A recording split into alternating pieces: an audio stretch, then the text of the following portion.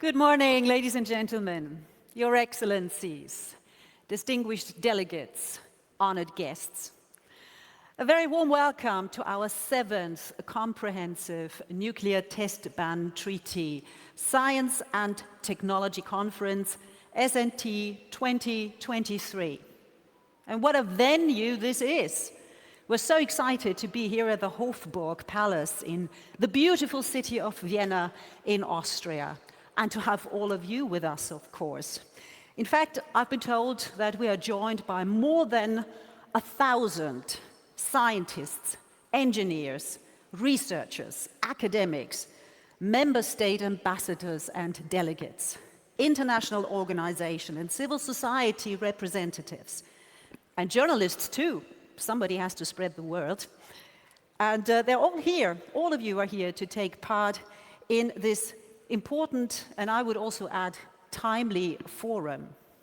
And at this moment in time, I would also like to welcome all the participants who are joining us online. I don't know if I can see you here or there.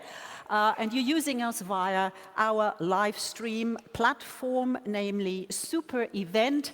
And I don't know where in the world you're joining us from or what time of day it is, so good morning to you, good evening, good afternoon. It is very good to have you with us. Today's opening event is also being offered with interpretation into all official CTBTO languages. That is for our on-site guests here. And this is the very first time this is being done for a Science and Technology Conference high-level opening. And this is part of the CTBTO's commitment to reach more people in more languages and in more places for a truly inclusive and a truly global experience. I think it's about time for me to introduce myself, just very, very briefly.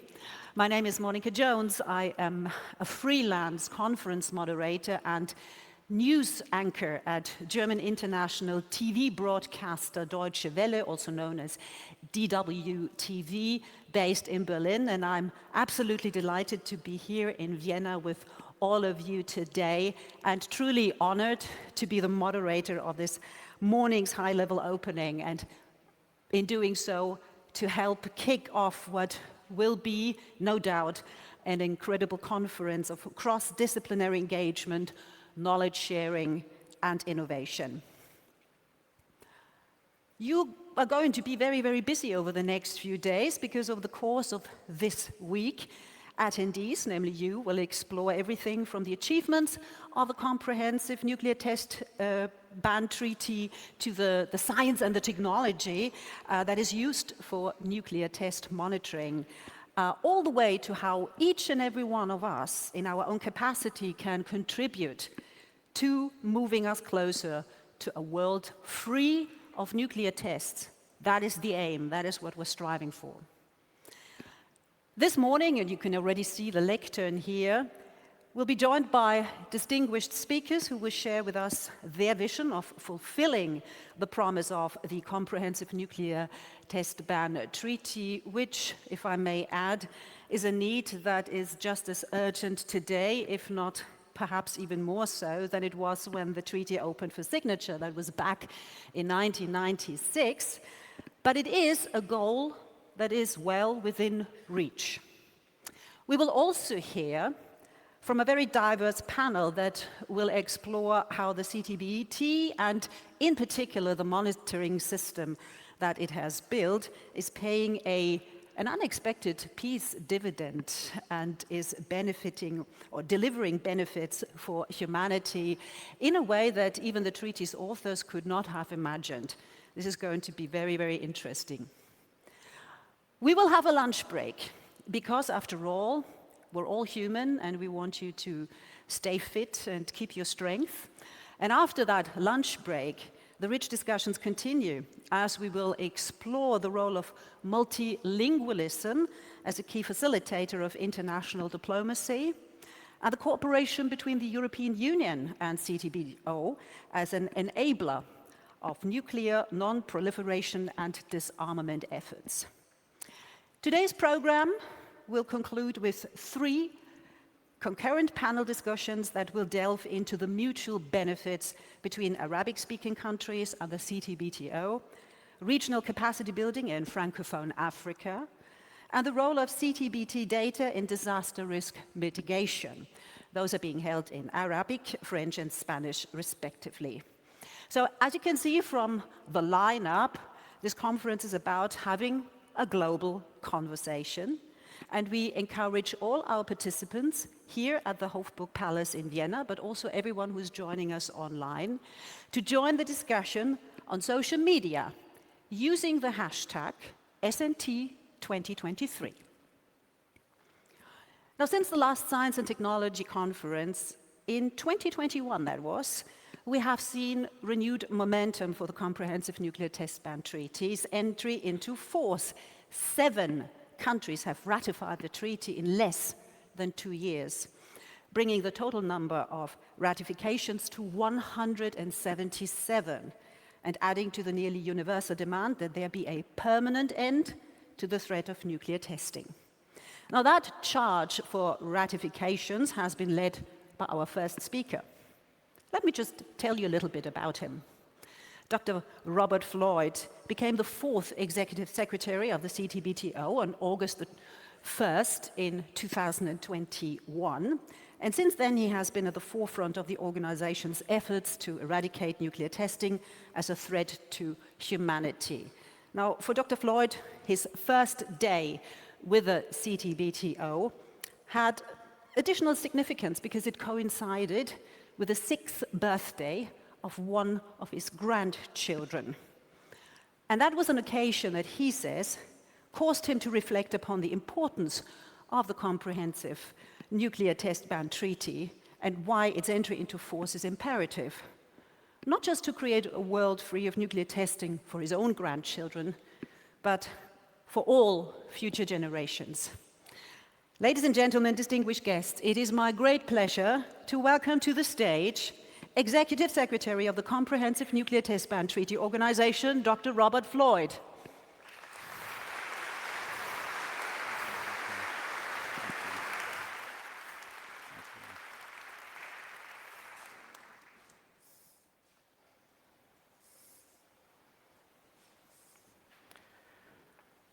Foreign Minister, Excellencies,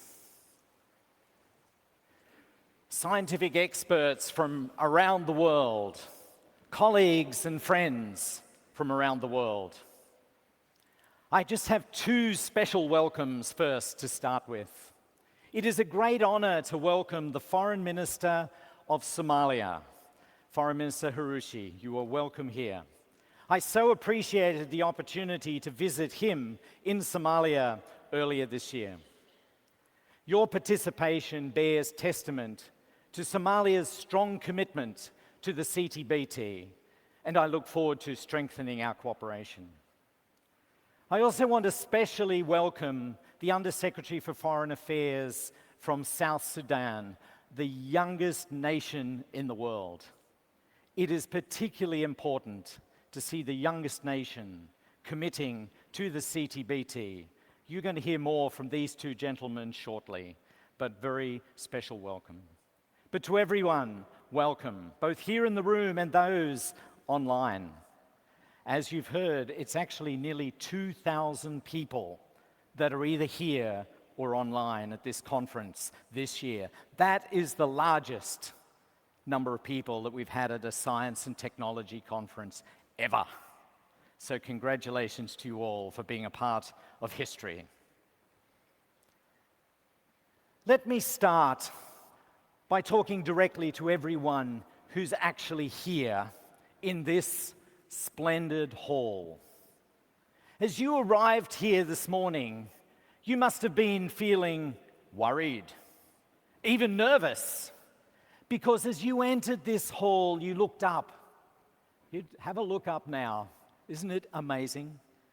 You looked up and you saw this amazing, massive ceiling. And I'm sure you were thinking very hard indeed about the sheer weight of that ceiling, the colossal tension and pressures it exerts on the wooden beams, on the supporting walls, outward and downward. And you were wondering, won't that beautiful but very heavy ceiling fall down and squash us all? Well, call me an optimist, but I'm confident we will survive, at least until the end of my speech. That ceiling and roof of the Hofburg Palace is very strong. It is solid. All being well, the ceiling will look down on fine events like this one for generations, even centuries to come. But why? Why is it so solid? The people who built it had no computers.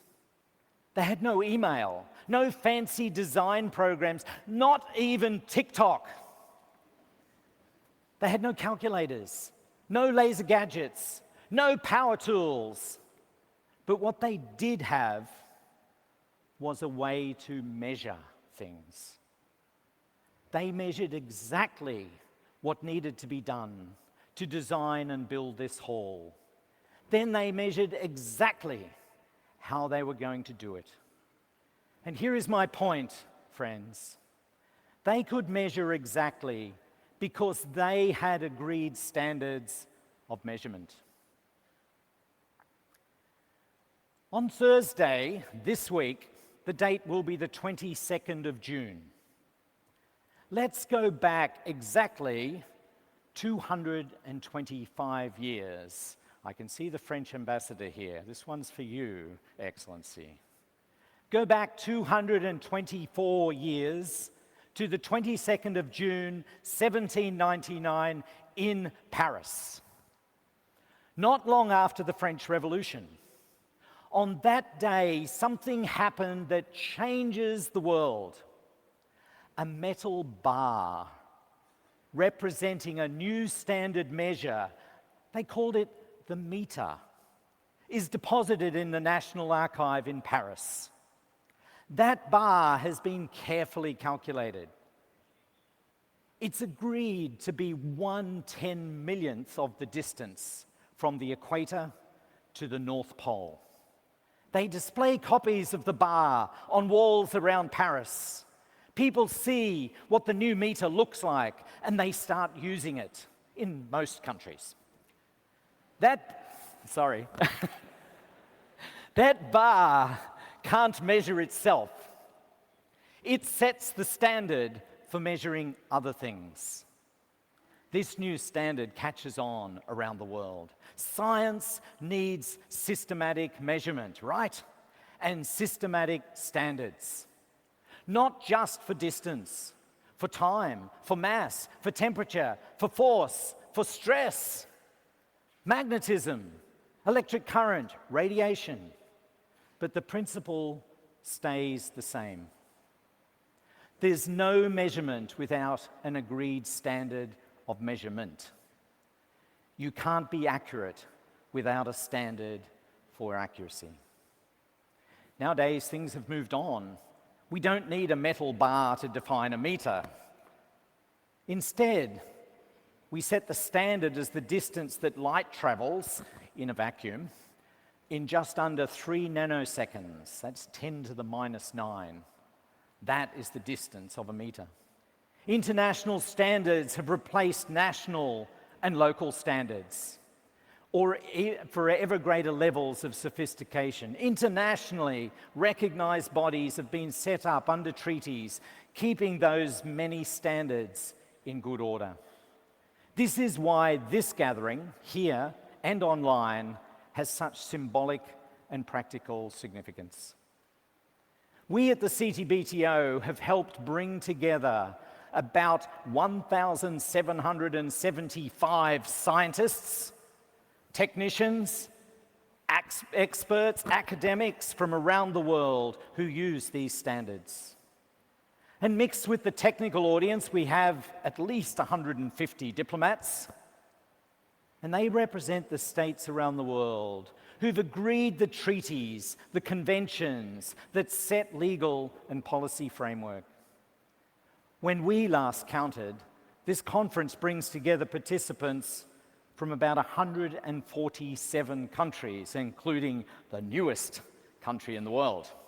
Just think about all those languages, all those cultures.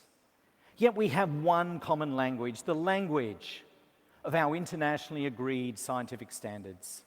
Excellencies, colleagues, friends, this is the power of together. This is what the CTBTO, in partnership with all the state signatories, represents.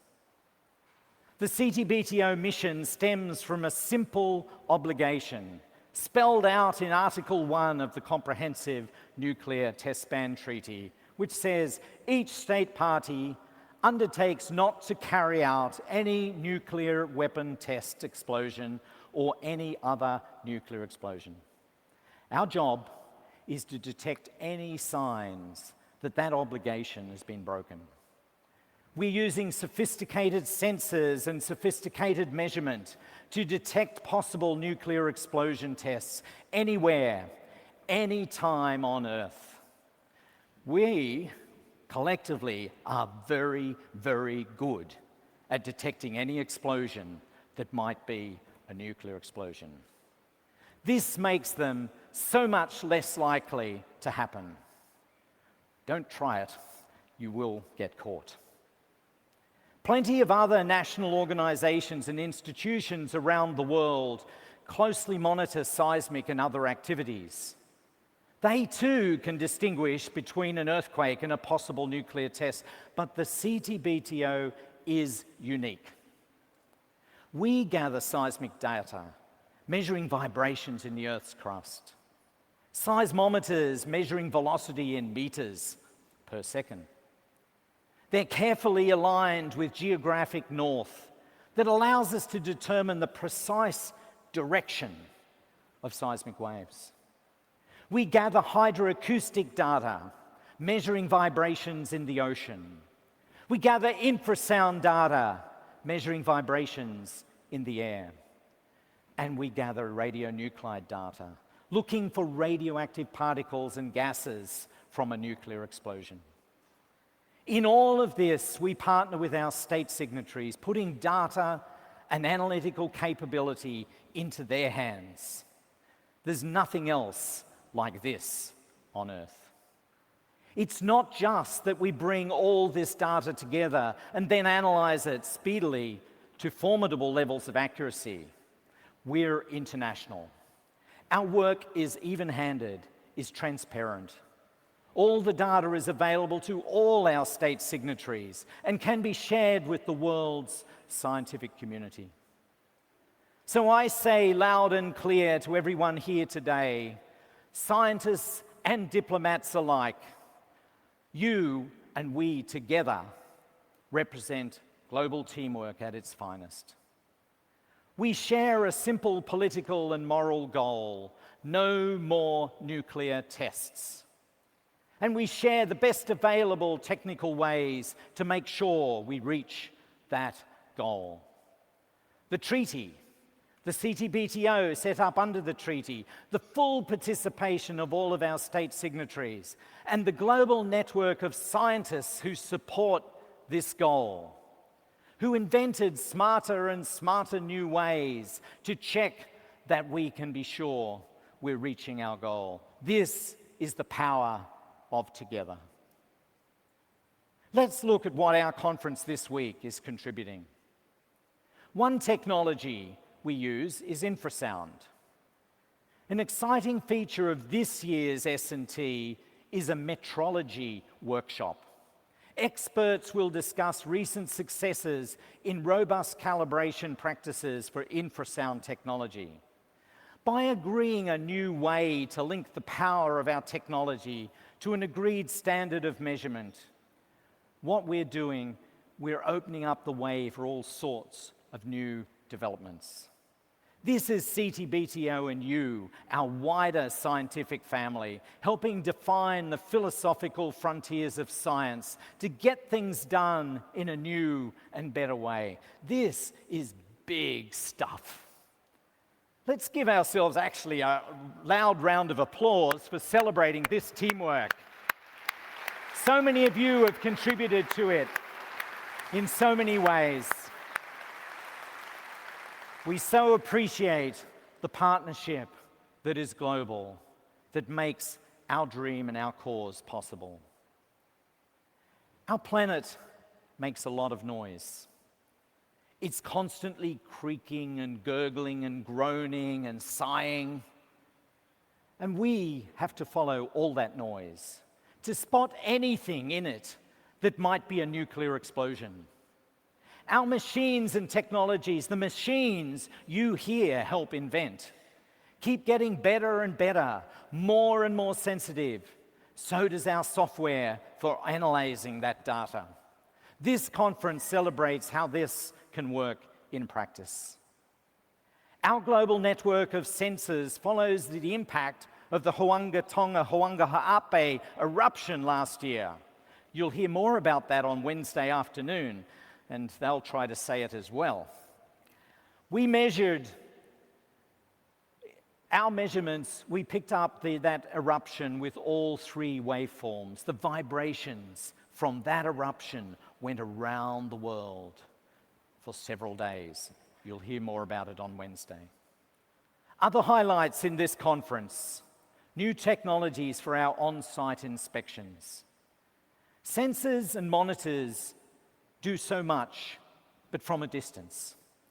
But when the treaty enters into force, the treaty also provides that scientific experts can visit a site where a suspected test may have taken place, to run first-hand checks on and in and above the ground.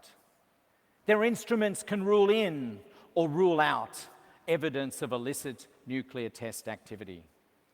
There's a powerful exhibit here featuring a helicopter frame down below and screens that show you what might be done from the air in an on-site inspection.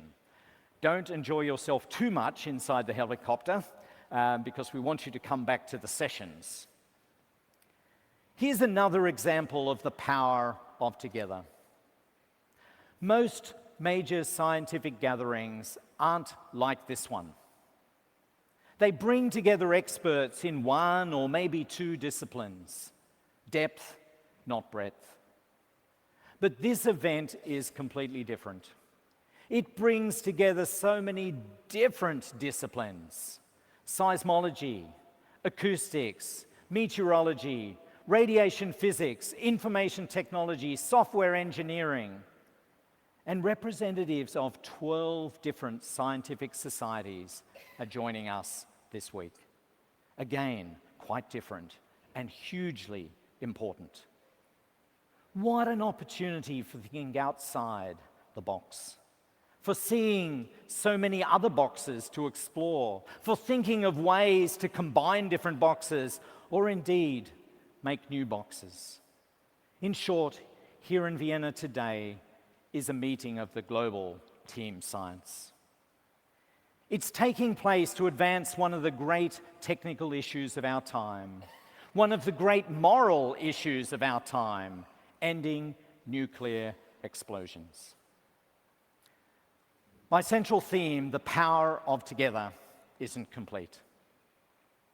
We need a standard for who counts when we measure together. Let's be honest. Much of the world's scientific leadership has traditionally come from only certain parts of the world, and from one category of people, largely, namely men. This has to change. This is changing, and I see in front of me here some amazing champions for seeing that change on gender in particular. The CTBTO is working really hard to broaden its internal representation and its outreach. You'll see this at this conference with different language panels, presentations from experts from across the world, and keen participation by younger people. You will see it that 50% of our presenters and panelists are women. And please, especially women and participants from less represented nationalities, get inspired and think about applying for jobs and join us at the CTBTO. We would love to welcome you. So, friends, how do I sum up?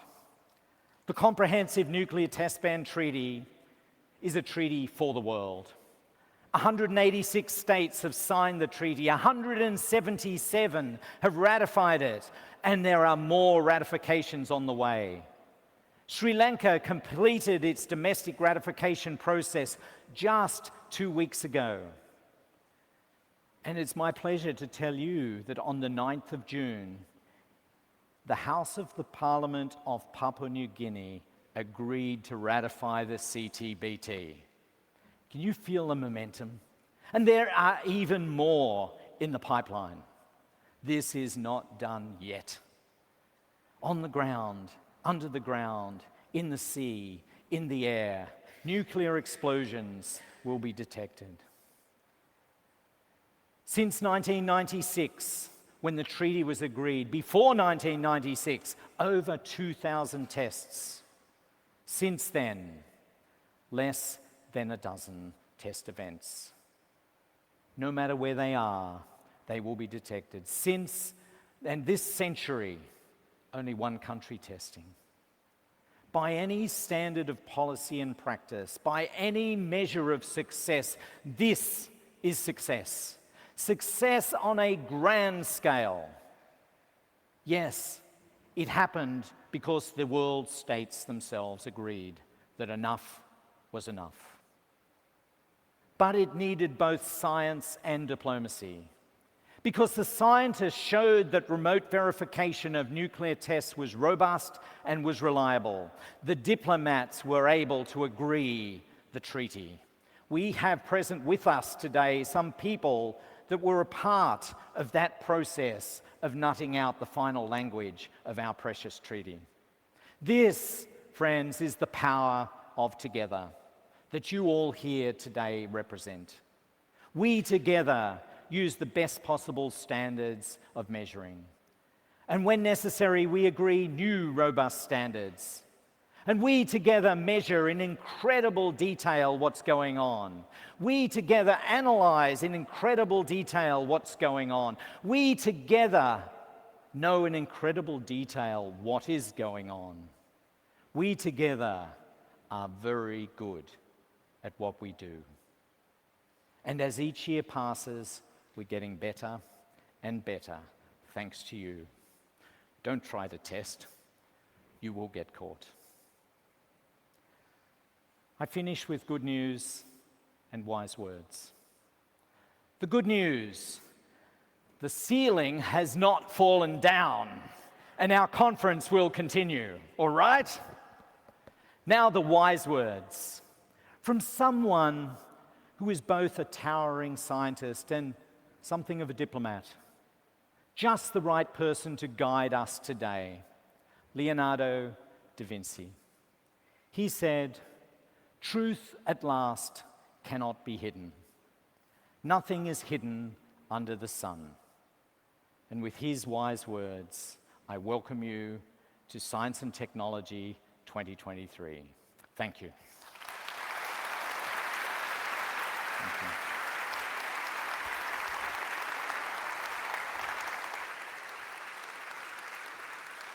Thank you. Thank you, Executive Secretary Dr. Floyd. Thank you for teaching us a new way to marvel at beautifully ornate ceilings, but even more so for reminding of us all why we're here and certainly what we can achieve together.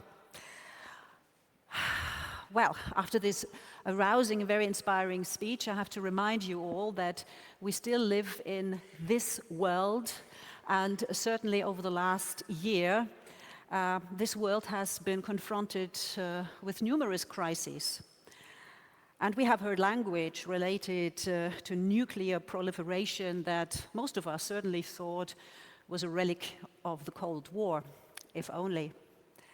In fact, in remarks to the 10th NPT Review Conference last August, UN Secretary General Antonio Guterres noted that the nuclear threat remains very real. And he said, quote, "Humanity is just one misunderstanding, one miscalculation away from nuclear annihilation.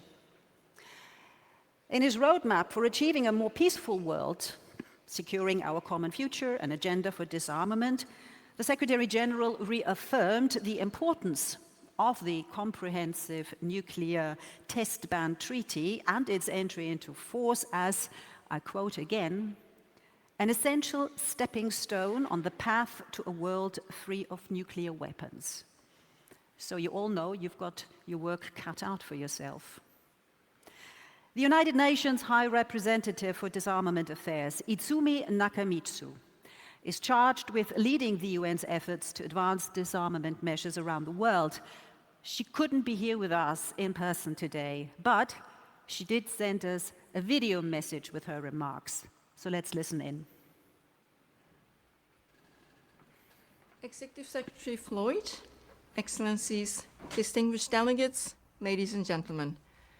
It is my pleasure to send this video message to the 7th CTBT Science and Technology Conference. I would also like to convey my regret for not being able to be there in person with you today. In its 7th year, this conference continues to be as relevant as ever. Every passing day, we hear about a new development in the science and technology field that impacts our daily lives and the functionings of our societies. We're in the middle of a technological revolution, one taking place not only in a single area, but in multiple spheres. Artificial intelligence, the Internet of Things, quantum technologies, digital technologies, new sensors technologies, and additive manufacturing, to name just a few.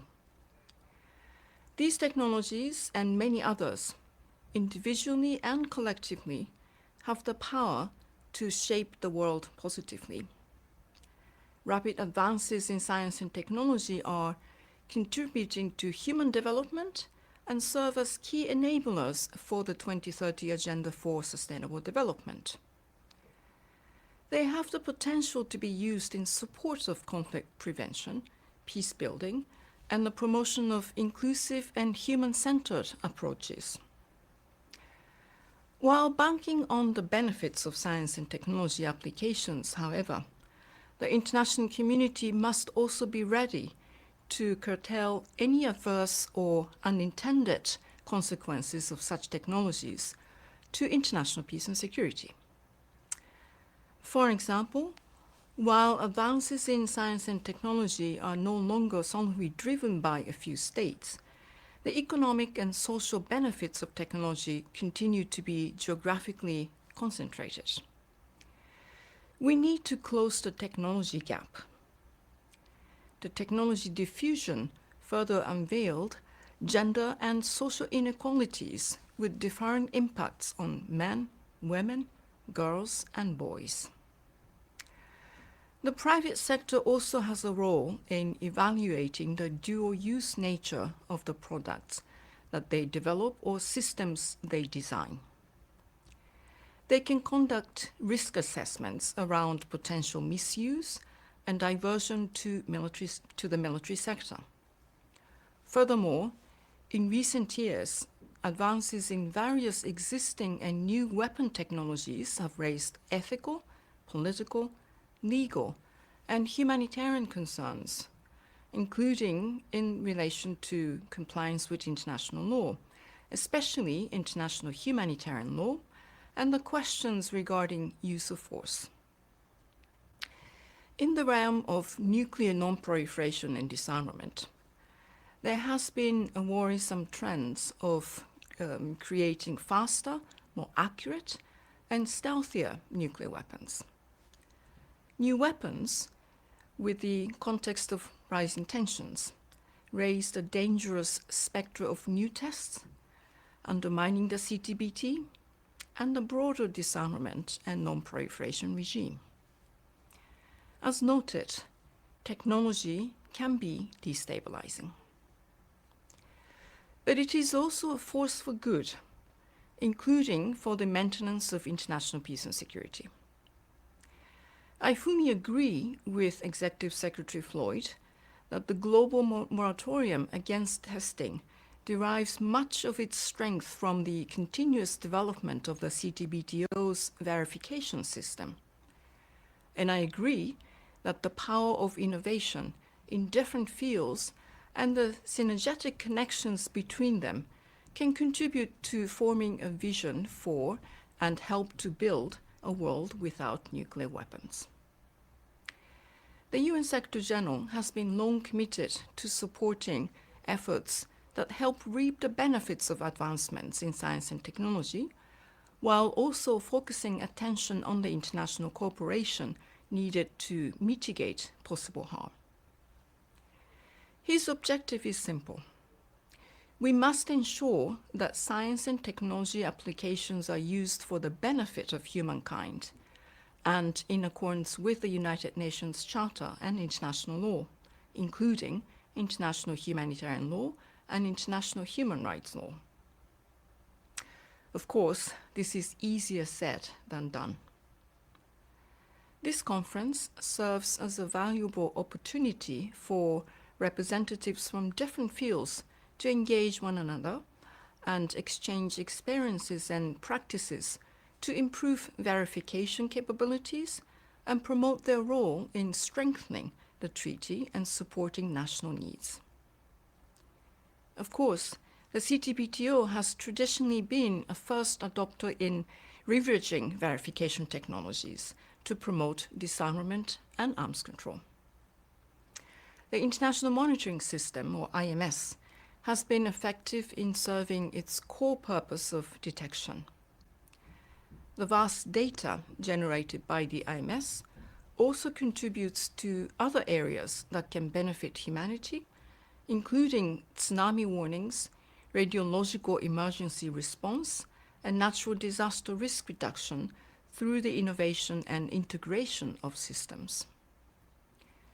Through its sharing of open data, the CTBTO has been able to make significant contributions in various fields, from increasing state accountability in their nuclear activities to supporting states in achieving their sustainable development goals through technology transfer and capacity building training.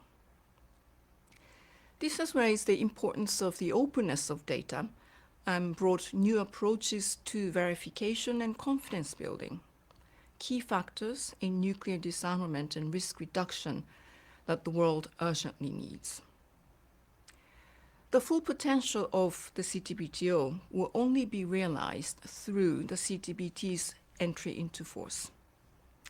In this respect, I express my sincere gratitude to Dr. Floyd and his team for their enormous efforts in pursuing the signature and ratification of those remaining non-Annex II states and the 8 Annex II states whose ratification is essential for the treaty's entry into force. Thanks to such tireless endeavors, 5 countries have newly ratified the treaty since June 2022, moving the treaty closer to universalization. The CTBT has been instrumental in upholding the norm against explosive nuclear testing, and it is now difficult to imagine a world without the treaty's normative pillar. The continued reinforcement of this norm will rely on our ability to exploit advances in science and technology to make greater contributions to nuclear disarmament and non-proliferation. I look forward to the fruits of your discussions and to leveraging collective expertise and knowledge of the scientific, technical, academic, and policymaking communities. I thank you very much for your attention.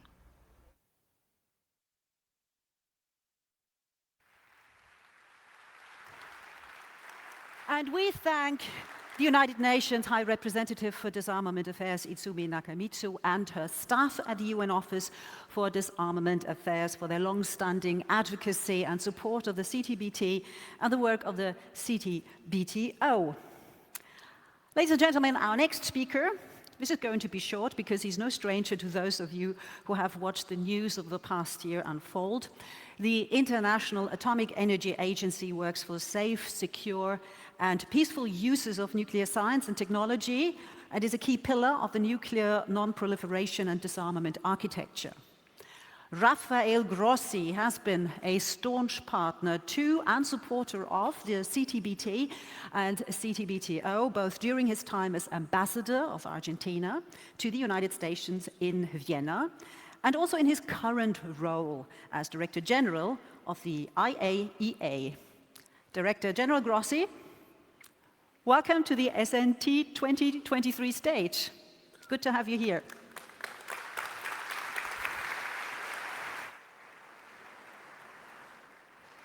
Thank you very much. Good morning. It's a great pleasure to be here with my good friend, Executive Secretary Robert Floyd, with whom I have been working for many, many years on issues that are so important and go to the heart of international peace and security. It is, of course, not a surprise that not myself, the IAEA, should be here joining this important SnT conference, which has become one of the most expected and more important events in the city of diplomacy in Vienna, because of the importance of the message, because of the importance of the issues that are discussed here. The IAEA and the CTBTO share more than the vicinity in the halls of the Vienna International Center. We are together, the power of together. We are together part of an architecture, a family of efforts, indeed, that we put together as an international community to try to prevent the proliferation of nuclear weapons. The moderator was reminding that I used to be an ambassador to the CTBT, but I was before that a negotiator of the CTBT in the halls of the Conference on Disarmament at the Palais des Nations in Geneva. So I am acutely aware of the essential importance of this instrument, without which the non-proliferation system that we have is simply incomplete. So we need, as my friends at the CTBTO say, we need to finish what we started. And this must happen. And I think in this summer of 2023, which is not an easy one, I am just back from a combat zone where the IAEA is trying to prevent a nuclear accident at the Zaporizhzhia nuclear power plant. So we know that all the efforts and the importance of the role international organizations like the CTBTO and the IAEA can play in this regard. So, ladies and gentlemen, it is reassuring for all of us to hear from Executive Secretary Floyd and from his team of experts, the world's most brilliant seismologists, radionuclear experts, hydroacoustic experts that we have, that they have everything in place to make sure that no nuclear test will go undetected. Above and beyond this, science and technology at the service of non-proliferation must be strengthened. And this is the basic message. And this is the message that we from the IAEA are bringing here to our friends, to our colleagues of the CTBTO. As they would say, above the noise, there is the truth. And they are there to prove it. Thank you very much, and I wish you all an excellent conference. Thank you very much.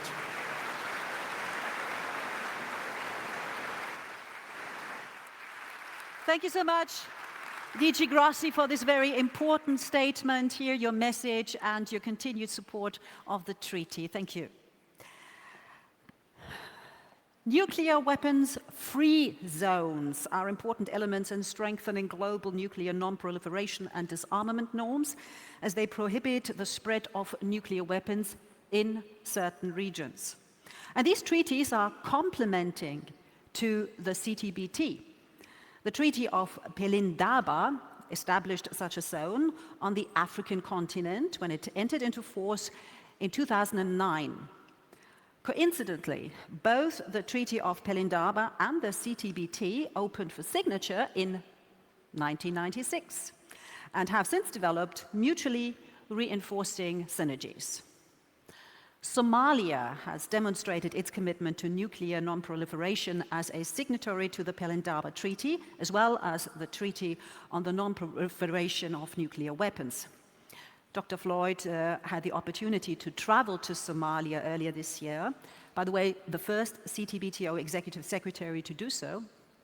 And during his mission, our next guest reiterated his country's commitment to the nuclear disarmament deal. And we're very happy to have him here. Please join me in welcoming His Excellency Abshir Omar Jamar Huruse, Minister of Foreign Affairs and International Cooperation of Somalia.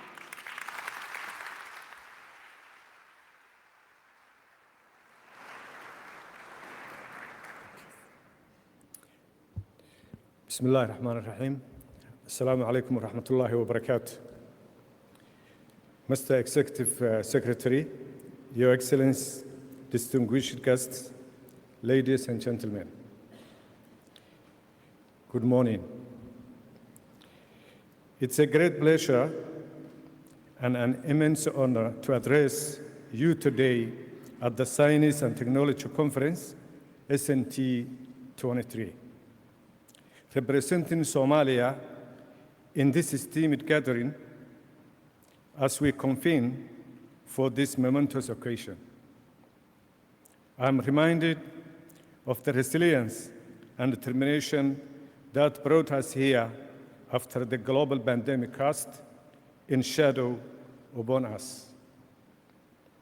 I'm filled with admiration for the convergence of over 1,000 brilliant minds, scientists, researchers, technology experts, academics, diplomats, government officials, civil society members, and aspiring youth.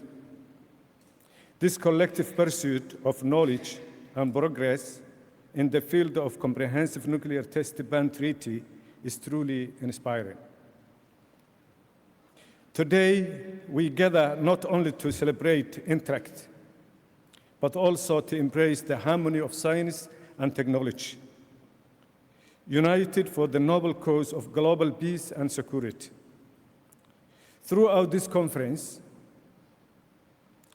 as we delve into the complexity of CTBT's science and technology and explore its robust verification system, let us take a moment to reflect upon the profound impact of this treaty on our world. The CTBT stands as a cornerstone and an indispensable component of the global non-proliferation and disarmament architecture, safeguarding our collective well-being.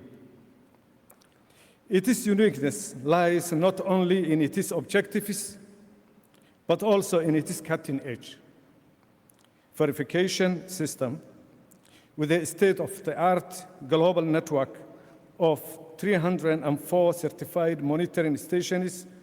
No nuclear explosion goes undetected, providing essential reassurance to the nations of the world.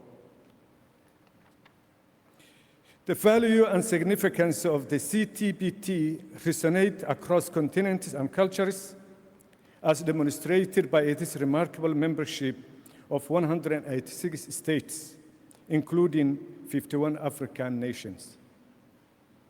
In Somalia, we uphold a principled stance in support of international peace, and our unwavering commitment to a world free of nuclear weapons remains steadfast. We stand tall, guided by these noble principles, and work tirelessly towards a more peaceful and harmonious world. Let it be known that our resolute statements and positions in international fora, as well as the treaties we are bound by, including the 1996 Partial Test Ban Treaty, the Nuclear Non-Proliferation Treaty, NPT, and the African Nuclear Weapons Free Zone Treaty, the Treaty of Belendaba, demonstrate Somalia's unwavering dedication to international peace and security and unwavering commitment to the core principles of CTBT, despite the unique national circumstances that have tested our resilience.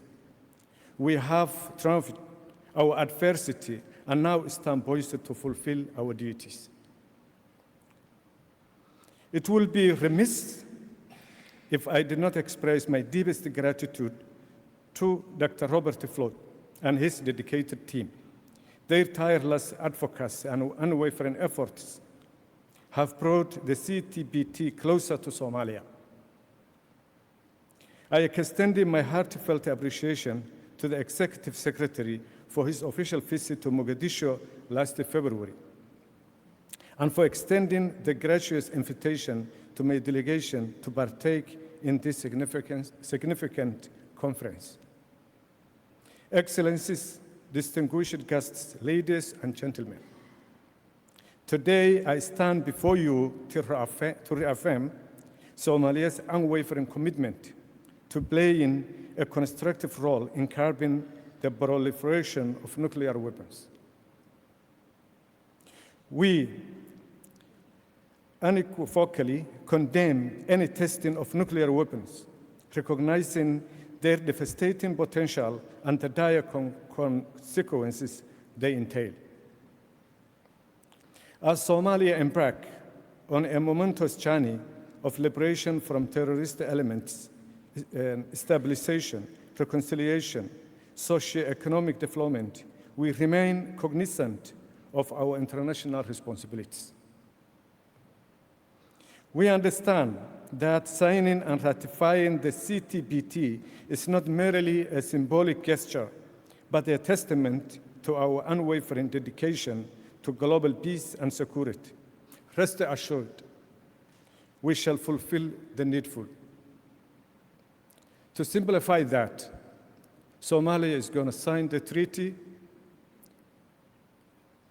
and our relevant institutions are enthusiastically waiting, endorsing, in order to pave the way for ratification of the treaty.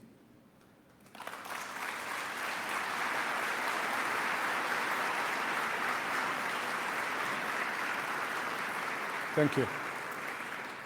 And as we undertake our internal processes, the principles and processes of the CTBT that shall guide our effort in the days and months to come, in our pursuit of progress, Somalia recognizes the indispensable role of science and technology. We are deeply enthusiastic about establishing a CTBT National Data Center in Somalia at the earliest opportunity. We wholeheartedly embrace the potential that CTBT data and technologies hold for various civil and scientific applications, facilitating our national development endeavors.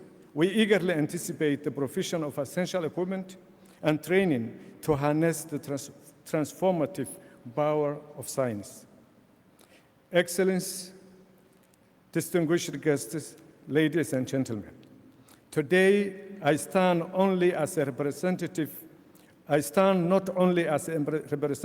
Somalia, but also as a voice for Africa and the world.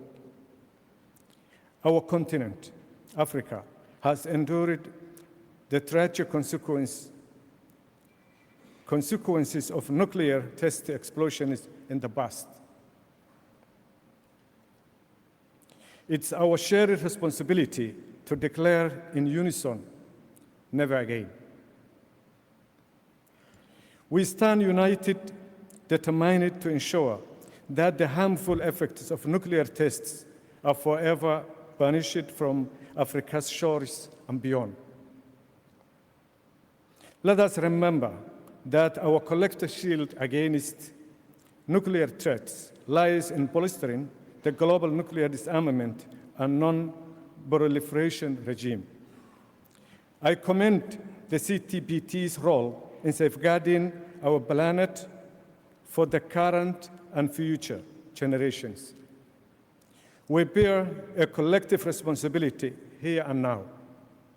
Therefore, I call upon nuclear weapons states to maintain the moratorium of nuclear testing, expedite the entry into force of the CTBT, and ardently strive towards complete and irreversible disarmament. In conclusion, I extend my deepest appreciation to all of those who have contributed to the success of this conference. Let us harness the power of science and technology, fortified by our unwavering commitment to forge a world free from the specter of nuclear weapons. Together, we shall build a future characterized by peace, security, and prosperity. Thank you for your attention.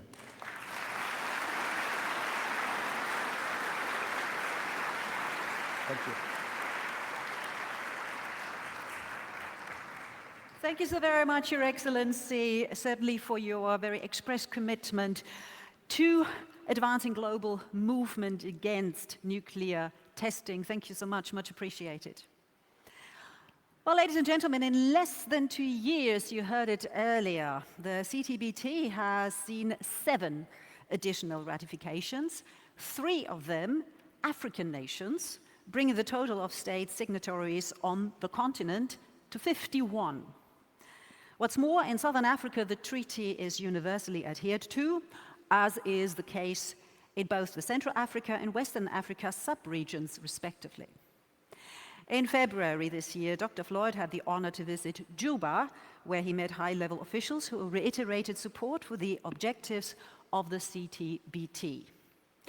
Distinguished guests, please welcome to SNT 2023 a representative of Africa's newest sovereign and independent state, His Excellency Mayandut Wall, South Sudan's Undersecretary of the Ministry of Foreign Affairs and International Cooperation. Excellency, you have the floor.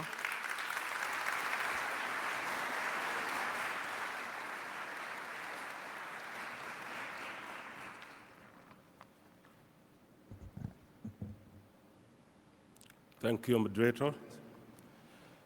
Dear Executive Director, Secretary, Dr. Robert Floyd, Excellencies, distinguished delegates, esteemed scientists, ladies and gentlemen, I pass my greeting from Africa, from Cape Town in far south to Alexandria in far north, and from Mogadishu in Indian Ocean to Dakar in Atlantic Oceans. It is my honor for me today to address this year Comprehensive Nuclear Test-Based Treaty Organization Science and Technology Conference. Today, our presence here is a testimonial of our commitments towards promoting science and technology in favor of global peace and security. I'm convinced that promoting science and technology can help us achieve sustainable development goals, enable us in a global south, particularly in Africa, to promote our economics and well-being of our people. I am honored to deliver this statement on behalf of my acting minister, Honorable Deng Dao, who was supposed to be here but is busy somewhere. First and foremost, I wish to note my persuasion for Executive Secretary Dr. Robert for his friendships and kind invitation to these important events. Dr. Floyd's visit to Juba, South Sudan on 15 February this year marks the first visit of CTBTO to our country, and we were very grateful to have him. We persuade the importance of a comprehensive nuclear test-based treaty, and we support its objectives and goals. The government of South Sudan, just like many other African countries, governments recognize the critical role of science and technology as university enablers for addressing peace and security, poverty, eradications, inequalities, health, environmental conservations, climate change impact, digitalizations, and scientific and sustainable development goals. For the matter, the African Union, AU, adopted the Science, Technology, and Innovations of Africa Strategy 2014-2024. It was important to highlight that the conference STEAM CTBC, Science and Technology, benefited us all. It is in line with African Union Science, Technology, and Innovations for Africa Strategy 2024, which was launched in 2014. His Excellency, the President of the Republic of South Sudan, Salva Kiir Mayardit, and the government, entire government of South Sudan, together with Intergovernmental Authority, IGAD, member states, remain key on the peace and security in our regions and Africa. South Sudan is committed to international peace in all its forms, and we acknowledge the value of CTBT and related treaties for global peace. In addition, South Sudan is ready to work alongside the international community. Together, we can build a future where the devastating impact of nuclear tests is forever eradicated. Furthermore, we are resolved to our commitment to foster partnerships and collaborations that facilitate the excellence of experts, training, and resources in this regard. We would be interested in pertaining technology cooperation support to strengthen capacity building of our national experts, including in areas of CTBTO, comparative and advantage. By empowering our scientists, researchers, technicians, we can actively contribute to global efforts in the nuclear disarmament and the peaceful uses of nuclear energy. In conclusion, South Sudan is keen to sign and ratify the CTP treaties as a commitment to international peace and security in the nearest time. The recent access of South Sudan to the Biological Weapons Conventions in February 15 this year is manifestations of the South Sudan government commitment in promoting peace and security at the global level and support the related treaties for the world peace. Thank you for your attention, and I urge all to keep sharing knowledge going forward because there is still much we can learn from each other. I wish you a productive conference and let's keep move together. Thank you very much.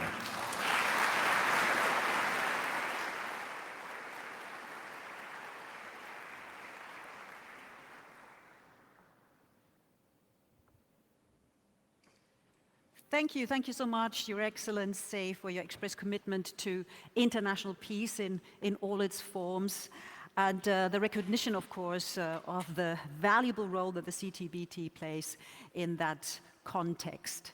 Now, the urgency of the CTBT's entry into force is as pressing now as it was in 1996. That is some 27 years ago now.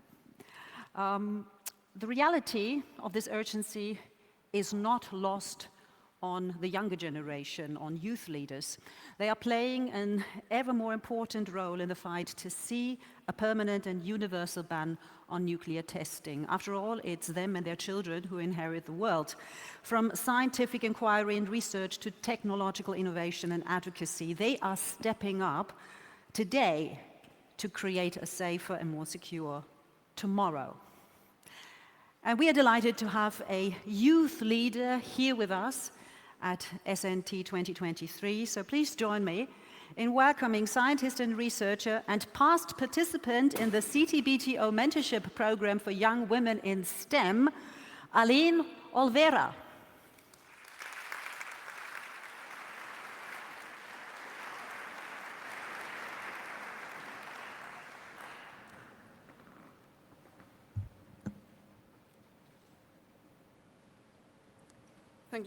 Thank you very much. It's an honor to be here. So this is going to be in Spanish. So please take your devices close to you. Buenos días. Good morning. Good morning to all the attendees gathered at this Imperial Palace of Hofburg and virtually. My name is Aline Olivera, and it's a privilege to welcome you here all today. Dear colleagues, researchers, professors, and brilliant minds of today and tomorrow, it is an honor to have your presence on this special occasion. Today marks a significant milestone in our collective journey. By coming here together, we embark on a shared mission to approach global security. This occasion is also a celebration of collaboration. The diversity and breadth of perspectives represented here are truly impressive, and they are the product of all our efforts. However, while there has been significant progress in the inclusion and engagement of stakeholders, it is imperative to recognize that we need to look beyond. As a participant in the CTBTO Women in STEM mentorship program, and as a representative of youth, as a woman, and as a scientist, it is with a deep sense of responsibility that I address you to discuss and promote youth empowerment within the scientific community and on the international stage. Together, we can strive towards the realization of a world free from nuclear tests. The importance of nurturing and empowering young minds in the field of science cannot be overstated. The future of scientific progress and global peace lies in the hands of the next generation. By providing mentorship, guidance, and opportunities, we can inspire and equip our youth with the tools they need to make significant contributions to the scientific community. The empowerment of youth is the fundamental pillar upon which the future is built, and it requires concrete actions. Let's reflect upon the clear example of the regional introductory course for on-site inspections that was held in April this year. There were 80 participants. 39 were representatives of youth, young people building experiences together with CTBTO specialists. These are precisely the crucial approaches that we refer to when we talk about participatory and equal spaces.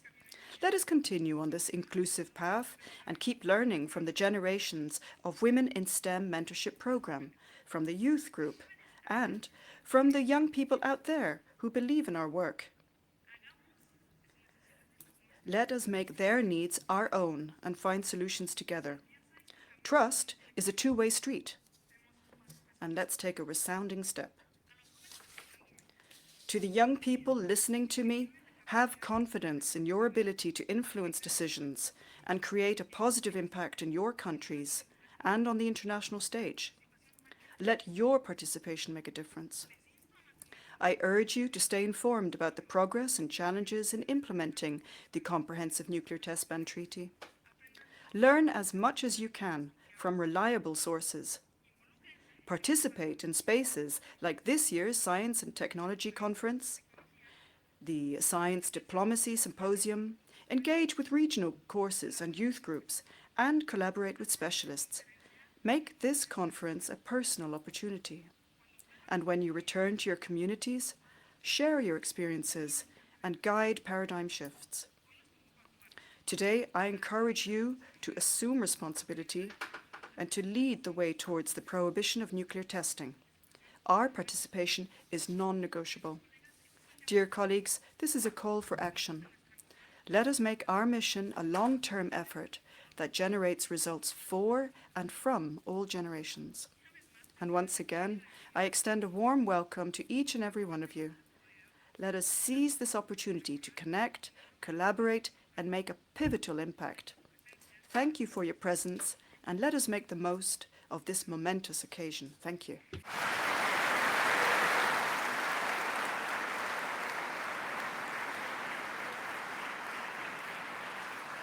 Thank you so much, Ms. Olvera, for bringing your energy, your expertise, your youth, innovation and passion here to the SNT 2023, and certainly for ensuring also again how important the work is of securing a nuclear test-free future.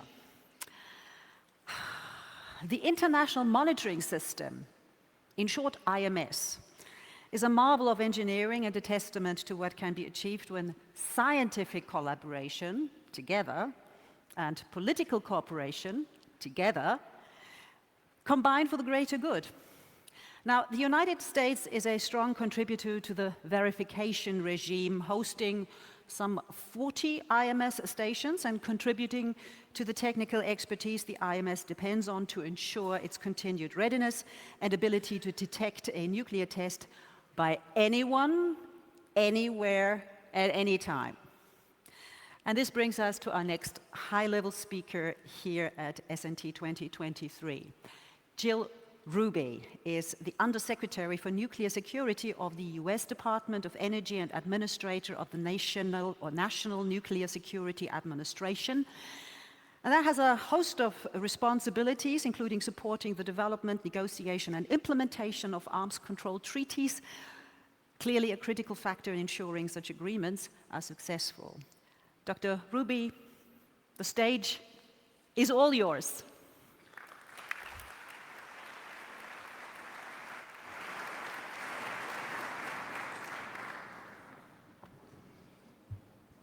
Hello, everyone. Good morning. It's a pleasure and honor to be here today as the United States Undersecretary for Nuclear Security for the Department of Energy and the Administrator of the National Nuclear Security Administration.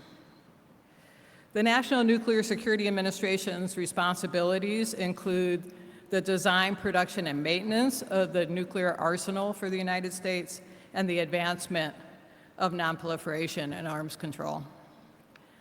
I'm here today to express the strong and enduring commitment by the United States to the Comprehensive Nuclear Test Ban Treaty. I hope to illustrate our commitment by outlining the nuclear principles and obligations of the United States and discussing how the National Nuclear Security Administration uses science-based stockpile stewardship to meet our obligations, including the conducting subcritical nuclear experiments. To conclude my remarks, I will put forward some ideas on advancing transparency. The United States has a simple, overarching principle about our nuclear arsenal. As long as nuclear weapons exist, the United States will maintain a safe, secure, and effective nuclear stockpile for our security and that of our allies and partners. We have formalized processes for assessment and policy reviews. Relevant to today's meeting, the Biden administration's 2022 Nuclear Posture Review states, quote, consistent with the goals of the CTBT, the United States continues to observe a moratorium on nuclear explosives testing and calls on all states possessing nuclear weapons to declare and maintain such a moratorium, end quote. With the current international environment that includes countries making advancements in their nuclear arsenals and some threatening to use and test nuclear weapons, the CTBT and the associated monitoring and verification regime are more important than ever. The United States applauds Dr. Floyd's tireless and successful efforts to get 7 additional countries to ratify the CTBT, and I understand others are in progress. Nonetheless, there remains both political and technical concerns that pose barriers to the U.S. ratification of the CTBT. Additionally, in our government that relies on checks and balances, the National Nuclear Security Administration is required to retain a test readiness posture. There is a natural tension in the policy to observe the test moratorium, support the CTBTO PrEP-COM functions, and retain test readiness. As I hope you will see, we manage this tension with integrity. Importantly, the United States has not conducted a nuclear explosive test since 1992, and the National Nuclear Security Administration has not been directed to prepare for a new test. In fact, for 30 years, the National Nuclear Security Administration has been allocated substantial and sustained funding to advance its science-based stockpile stewardship program that, along with regular flight and lab tests, serves as the basis to maintain the safety, security, reliability, and effectiveness of the U.S. stockpile without nuclear explosives testing. The Science-Based Stockpile Stewardship Program was created because legislation was passed when President Clinton signed the CTBT in 1996. That legislation required an annual letter to the President reporting on the safety, reliability, performance, and military effectiveness of the stockpile, as well as whether nuclear explosive testing is necessary to resolve any issues identified. Scientists and engineers in the NNSA nuclear security enterprise work daily to support the annual assessment, and once a year, the results acquired by each of the 3 national security laboratories are presented to the laboratory director, who in turn writes a letter to the Secretary of Energy. A similar process is conducted by the commander of U.S. Strategic Command, producing a letter to the Secretary of Defense. The Secretaries of Energy and Defense then write a letter to the President that reports on the stockpile and whether there is a technical or military need to test. The other 4 detailed letters are attached without edits. When I was the director of Sandia National Laboratories, I wrote annual assessment letters, and I can say it is a rigorous process and a sobering responsibility. The technical evidence includes detailed simulations on high-performance computing platforms. The physical understanding to develop and validate the simulations is obtained from data collected in highly diagnosed experiments at above-ground science facilities, such as the National Ignition Facility at Lawrence Livermore National Laboratory and the Dual Axis Radiography Hydrodynamic Test Facility, DART, at Los Alamos National Laboratory. Other experiments are conducted underground at the former Nevada Test Site, now called the Nevada National Security Site, or NNSS. Some of these experiments contain nuclear materials, but none create a supercritical nuclear chain reaction. These experiments are all consistent with the CTBT limitations. Furthermore, all key nuclear components for current and planned systems in the U.S. stockpile are based on previously tested designs. Additionally, the United States has significantly reduced the quantity and types of nuclear weapons in our arsenal since the last nuclear test in 1992. For all these reasons, we have been able to maintain the safety and performance of our stockpile without further nuclear explosive testing. I would like to now go into a bit more detail on our experiments at the Nevada National Security Site. Currently, the NNSA is building 2 new subcritical experimental test beds at the U1A complex in Nevada. The test beds will provide data to help address stockpile questions with a special focus on the impact of plutonium aging on weapon performance. Since halting underground nuclear explosive tests, the United States has executed 33 subcritical experiments. The United States is preparing to execute 2 subcritical experiments in 2024 and plans to conduct approximately 3 subcritical experiments per year by the end of the decade. The Nevada National Security Site is also being used for nonproliferation research. For example, when experiments are conducted within the U1A complex or the Big Explosives Experimental Facility, a high explosives research facility also located at the Nevada National Security Site, monitoring is done to improve our understanding of subcritical experiment signatures. Nonproliferation research to improve low-yield nuclear monitoring is also conducted at NNSS using chemical high explosives.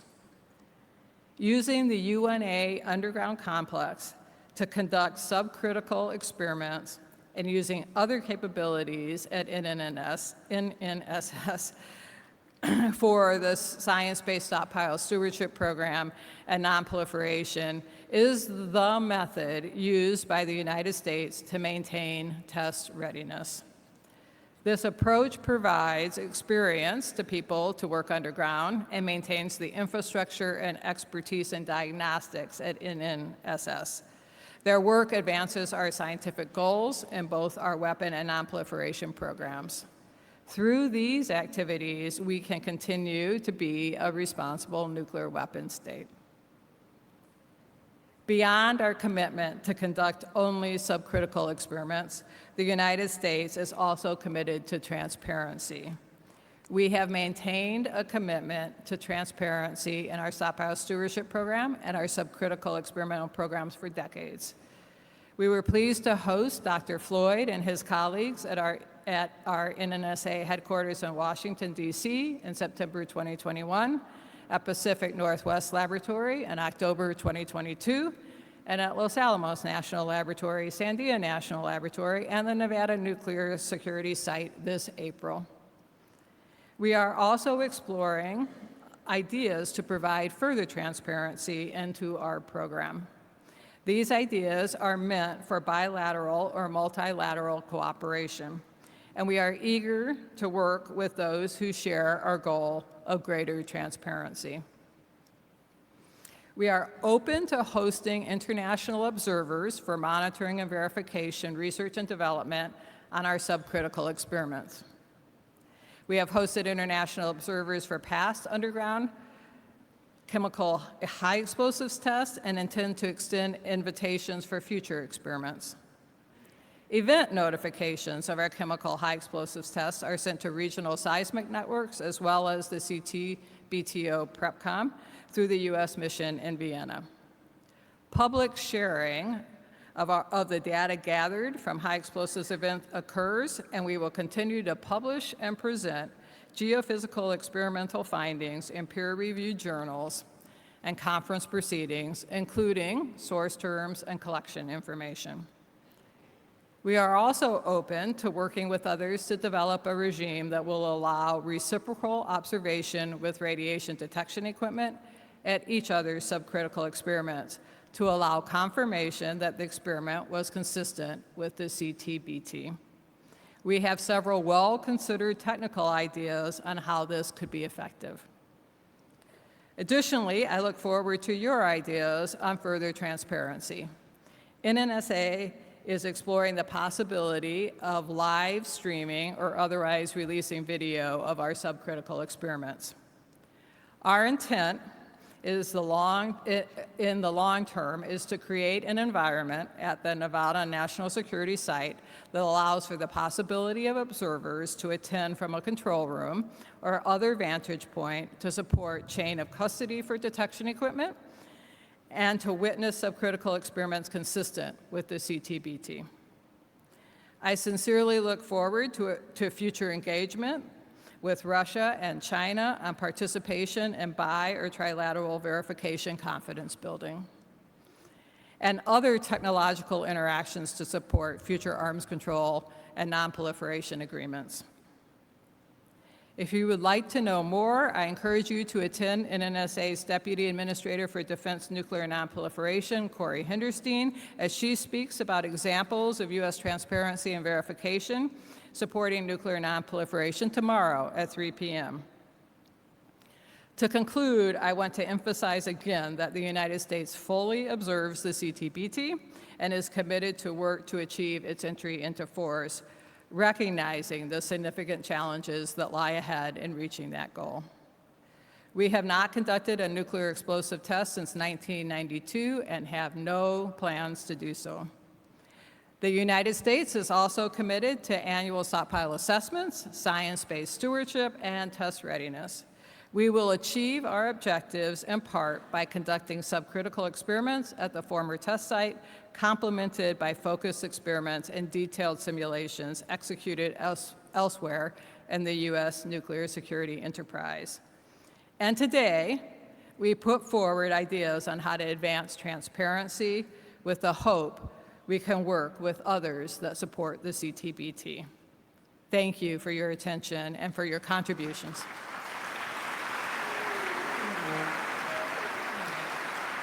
Thank you very much, Dr. Ruby, for the United States' long-standing continued support of the International Monetary System. Well, let's take a breather. And let's remind ourselves of where we are. We are in a conference hall at the Hofburg Palace in Vienna. Beautiful Vienna, the capital of Austria. And some would also say the capital of music. It's inspired so many great composers: Mozart, Mahler, Beethoven, Johann Strauss. And the qualities that make the city an inspiring hub of artistic expression also make it a center of diplomacy, with the city hosting more than 40 international organizations, including one of the 4 headquarters of the United Nations. So it is only fitting that a science and technology conference held here at the Hofburg Palace in Vienna brings together the innovation and technology of the new with the classicism for which this city is probably best known. And I now have the pleasure of inviting to the stage Sabina Hasanova on piano, Jenny Lippel on violin, and Micha Ferk on saxophone. Together, their trio Clavis, and they will perform for us Mozart's Kegelstadt Trio. Enjoy.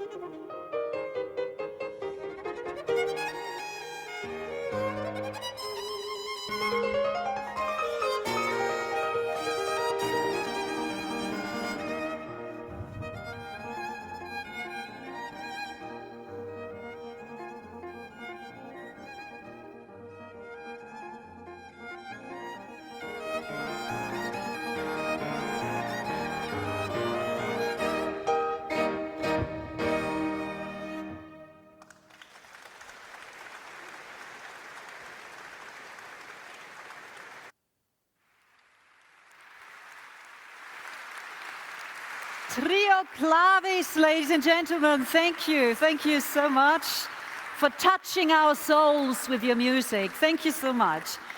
I don't know about you, but when I listen to Mozart, you can't help but feeling the world must be good. Or at least there must be some good in this world. Now, you see, we already have the scene set for our next session, which is going to be a panel discussion. Now, when the Conference of Disarmament began negotiations on the Comprehensive Nuclear Test Ban Treaty in Geneva in 1994, the world had witnessed a period of unrestrained nuclear testing between the dawn of the atomic age in 1945 until 1996, when the CTBT opened for signature. More than 2,000 nuclear tests were conducted in locations around the world. Now, the negotiators of this treaty obviously sought to put the brakes on an arms race that threatened not only global peace, but threatened humanity as a whole. The key to the treaty's stated aim is an international monitoring system that ensures no nuclear tests can be conducted in secret. But the verification regime has delivered so much more, and we will hear about that now. In our next segment, we will hear from 5 distinguished guests about how the science and technology behind the CTBT's monitoring system are delivering benefits for humanity in a quite diverse way. I look forward to the discussion, and I'm absolutely pleased and delighted to invite to the stage now, as we get the final glasses of water and everything served, I would like to invite to the stage now, with your support, His Excellency Mr. Li Song, Permanent Representative of the People's Republic of China to the United Nations and other international organizations in Vienna.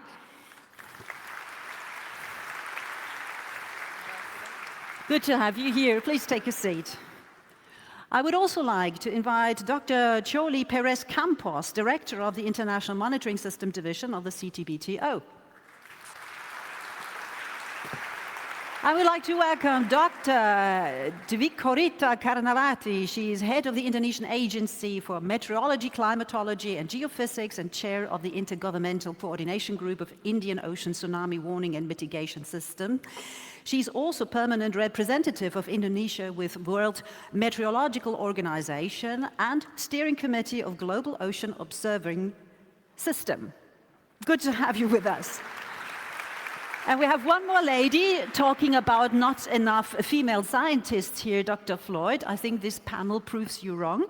Dr. Antonietta Rizzo, Head of Laboratory for Methods and Techniques for Nuclear Safety Monitoring and Traceability at the Italian National Agency for New Technologies, Energy and Sustainable Economic Development. And last but not least, we have one more chair for Mr. Jeff Brumfield. He's Senior Editor and Science Correspondent for the National Public Radio Science Desk.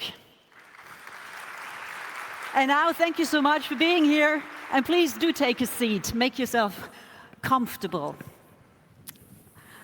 So I've mentioned already so much, also right at the beginning, when I welcomed everybody here, that the international monitoring system is really quite a marvel and surprises us all with the different science that it can assist and create and help the world to be a better place as such.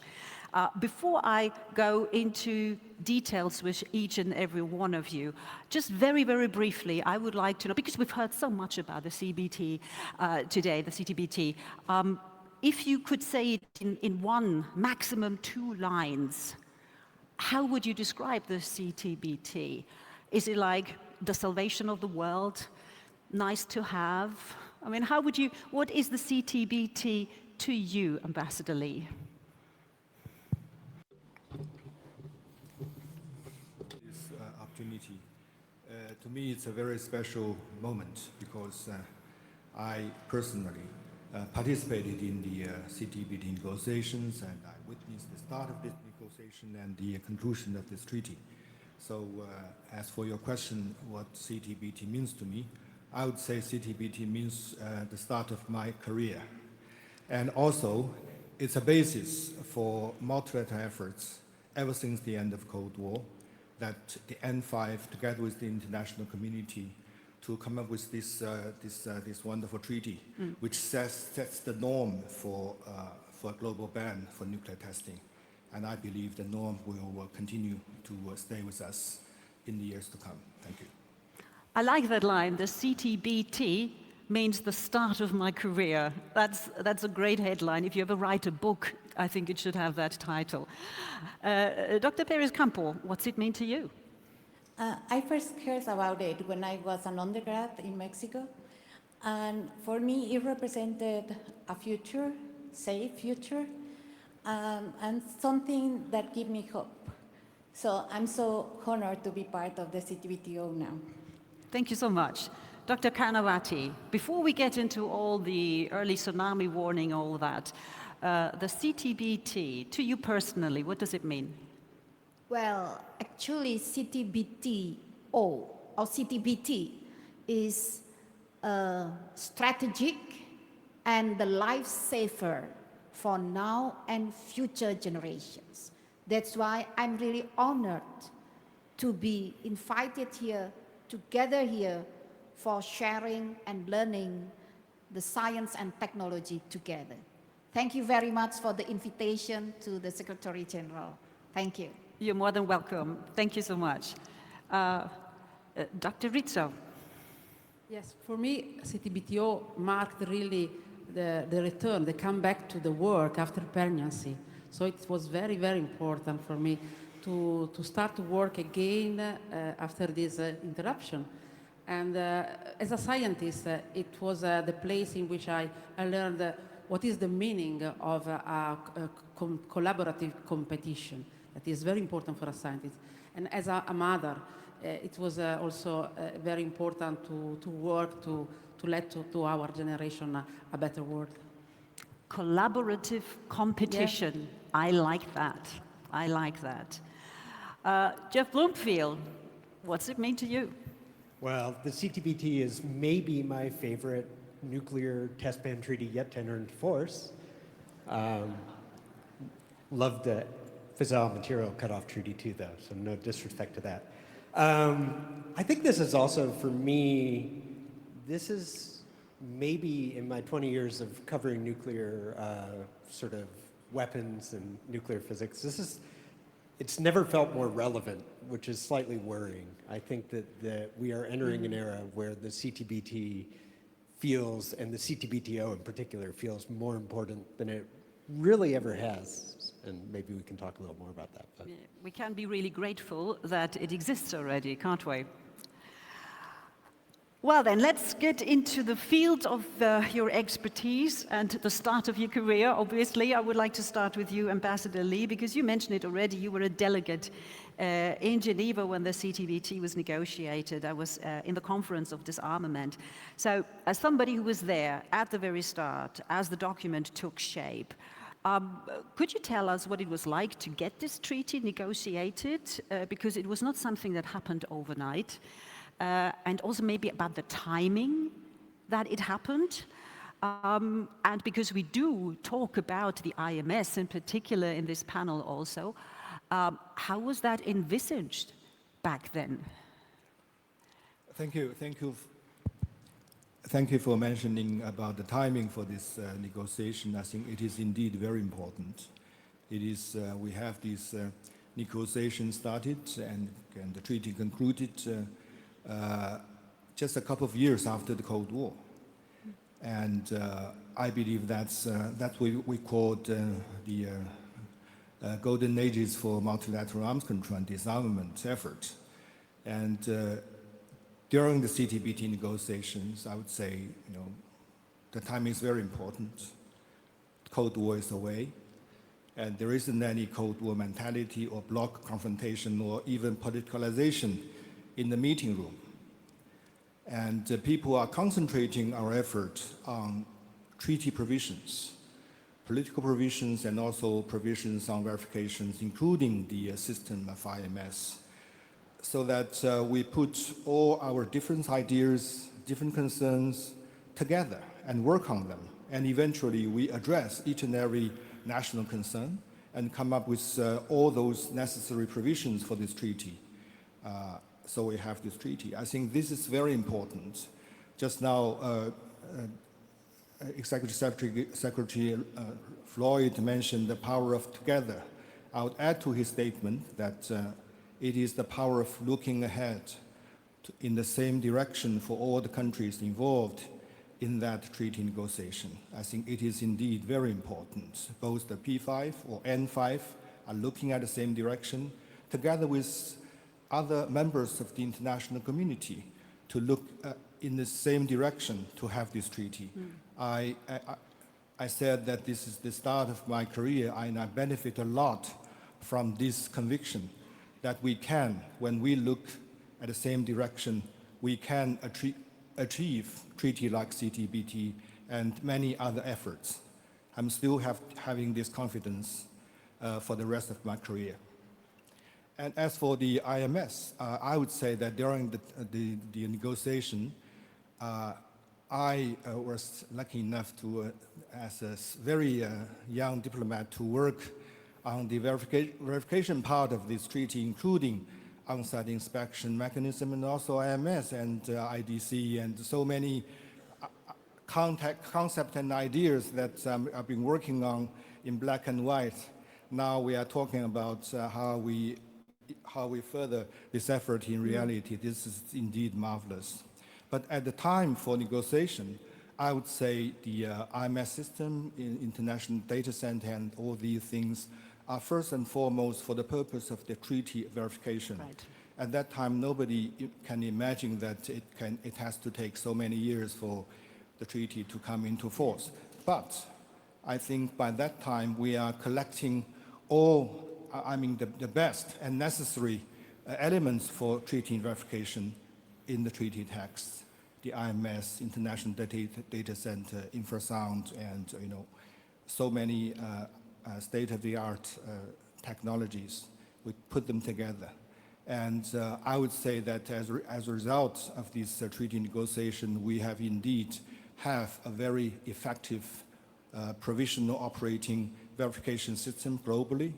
And I'm also very happy to learn that this system is also contributing to a wider range of purpose, not only for international peace and security, but also for development.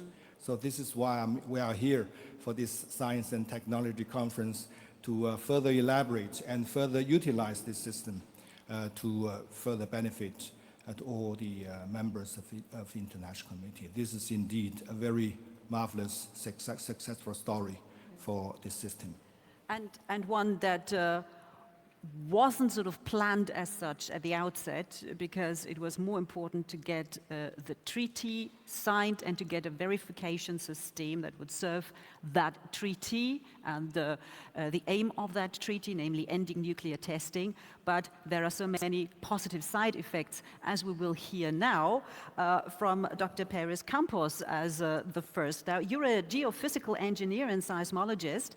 You're the director of the CTBTO's International Monitoring System Division. The IMS uses 4 distinct technologies to monitor the globe for nuclear tests. So there's seismic, there's hydroacoustic, infrasound, and radionuclide data. It was discovered that the data that the system collects also has other uses. To what other areas can this data then be applied to? Well, let me start by saying that the system has been very successful in its mandate. As we heard from Dr. Floyd this morning, no nuclear test goes in secret. We are able to detect it with this incredible network composed of those 4 technologies that you just mentioned, distributed around all the globe within 29 countries. But this data is just wonderful, very high quality, very timely produced, sent to the IDC where it's processed and analyzed, and it's also distributed to the national data centers with other countries can make use of this data. It's used for the verification regime, but it has been also used for its own purposes like monitoring seismic activity in the countries or in the regions. Tonight we have a Spanish-speaking panel, And we'll hear the example of Republican Dominican that it's using the data international data center for seismic monitoring. Also, we heard from Dr. Floyd this morning that during the conference, we will hear some results on some observations from infrasound, hydroacoustic, and seismic stations that recorded the explosion of the, I'm not gonna try it, sorry, I cannot say it full, Honga Tonga volcano. I apologize for not learning the whole name of the volcano. Jeff will help us out later, no doubt. Please, I really admire Dr. Floyd, how he managed to do it, the whole thing. I'm just gonna call it Honga Tonga. But that's another very nice example on how we are getting all this marvelous data and learning a lot about this kind of explosions. Also, we heard and we read in a very famous journal about the discovery of a new species of whales thanks to the hydroacoustic data. And we'll hear many examples during this week. For example, the use of humanitarian purposes and risk reduction for that Dr. Navati, sorry, we'll talk more about it. And also in the Spanish speaker panel, we will hear the case of Chile and also the case of Spain and the case of Central America. They are receiving all this data for that purpose. Of course, the radionuclide stations have been also very useful in monitoring and the release of these particles. And Dr. Rizzo is going to talk about it, and we'll see more examples during the week. So this is very exciting. As a scientist, when I see this data, and I see that people is using it through the system, the BDEC platform that Dr. Rizzo might talk about it, is just wonderful. And also to see a very committed team of people working every day to have this high quality data available to the world is just amazing. Fantastic. I wish I had known that you announce all the different sessions that are happening over the next few days. I would have given you a warning to take note so that you don't miss any of that, but thank you so much for pointing that out. Dr. Kanawati, so we've heard about the importance and the excitement that the IMS verification system and the data, certainly, that we have is giving us, giving science. You, as the head of Indonesia's Agency for Meteorology, Climatology, Geophysics, and chair of the Intergovernmental Coordination Group of Indian Ocean Tsunami Warning and Mitigation System. It's a long title, but what's due is due. So you know firsthand the value of this data. I would like you to share, if you could, how this data contributes to your work when it comes to tsunami early warning efforts and disaster risk prevention. Well, let me start with the important remarks by the Secretary General, Dr. Floyd, this morning. This roof is not falling down because of the systematic measurement. Indeed, it is really true. Back to the year of 2004, with the Indian Ocean tsunami, could you imagine, in the beautiful morning, Sunday morning, everyone have a picnic, relax in the Indian coastal area, Indian Ocean coastal area. And suddenly, 30-meter wave with the speed of almost 500 meters per hour, it's like a jet speed, hit us. Didn't we have any measurement? We do have. We do have measurement. We have seismograph, which can be calculated to predict or to provide the warning for tsunami. But unfortunately, our measurement was not designed in a systematic system, just measurement. So that's why almost 230,000 of people died and about 10 million of US dollar economic losses. So we learn very much the importance of systematic measurements. So that's why in 2008, Indonesia signed a tsunami early warning arrangement with the CTBTO. Since then, we have, starting November 2008, we have systematic measurement. We have the truly early warning system. At that time, it's still less than 100 measurements, but has been in the system. Then 2012, we ratified the treaty in 2012, and we received about 6 CTBTO auxiliary IMS, and indeed it is very important to support the timely, accurate early warning. However, in 2018, we do have the system, measurements of seismograph, and we have another tsunami. We do not know if the tsunami will happen, because actually the earthquake which is measured by the system is due to the lateral movement of the ground floor of the sea. In theory, it must not be a tsunami, because the tsunami must be the vertical movement, no vertical movement. So what happened? We have the system, and we cannot cope with the tsunami. The warning was late. Actually, the warning system in 2018 is for 5 minutes. So when we have the earthquake, within 5 minutes, maximum 5 minutes, the warning must be released, because normally the tsunami comes in 20 minutes. That's the normal condition. What happened in 2018, our system was not able to detect, because the tsunami came in 2 minutes instead of 20 minutes. Didn't play by the rules. Yeah, so we could not give the warning, because actually no tsunami happened. So we learn it is we call that combined seismic and non-seismic. It is because something else. So that means we need additional instruments in the systems. That the instrument to detect as soon as possible the changing of the sea level. We have that. Unfortunately, the system was collapsed because of the earthquake shaking is very strong. The system was collapsed. So what we need indeed is the systematic system, but need to be strengthened under any shaking.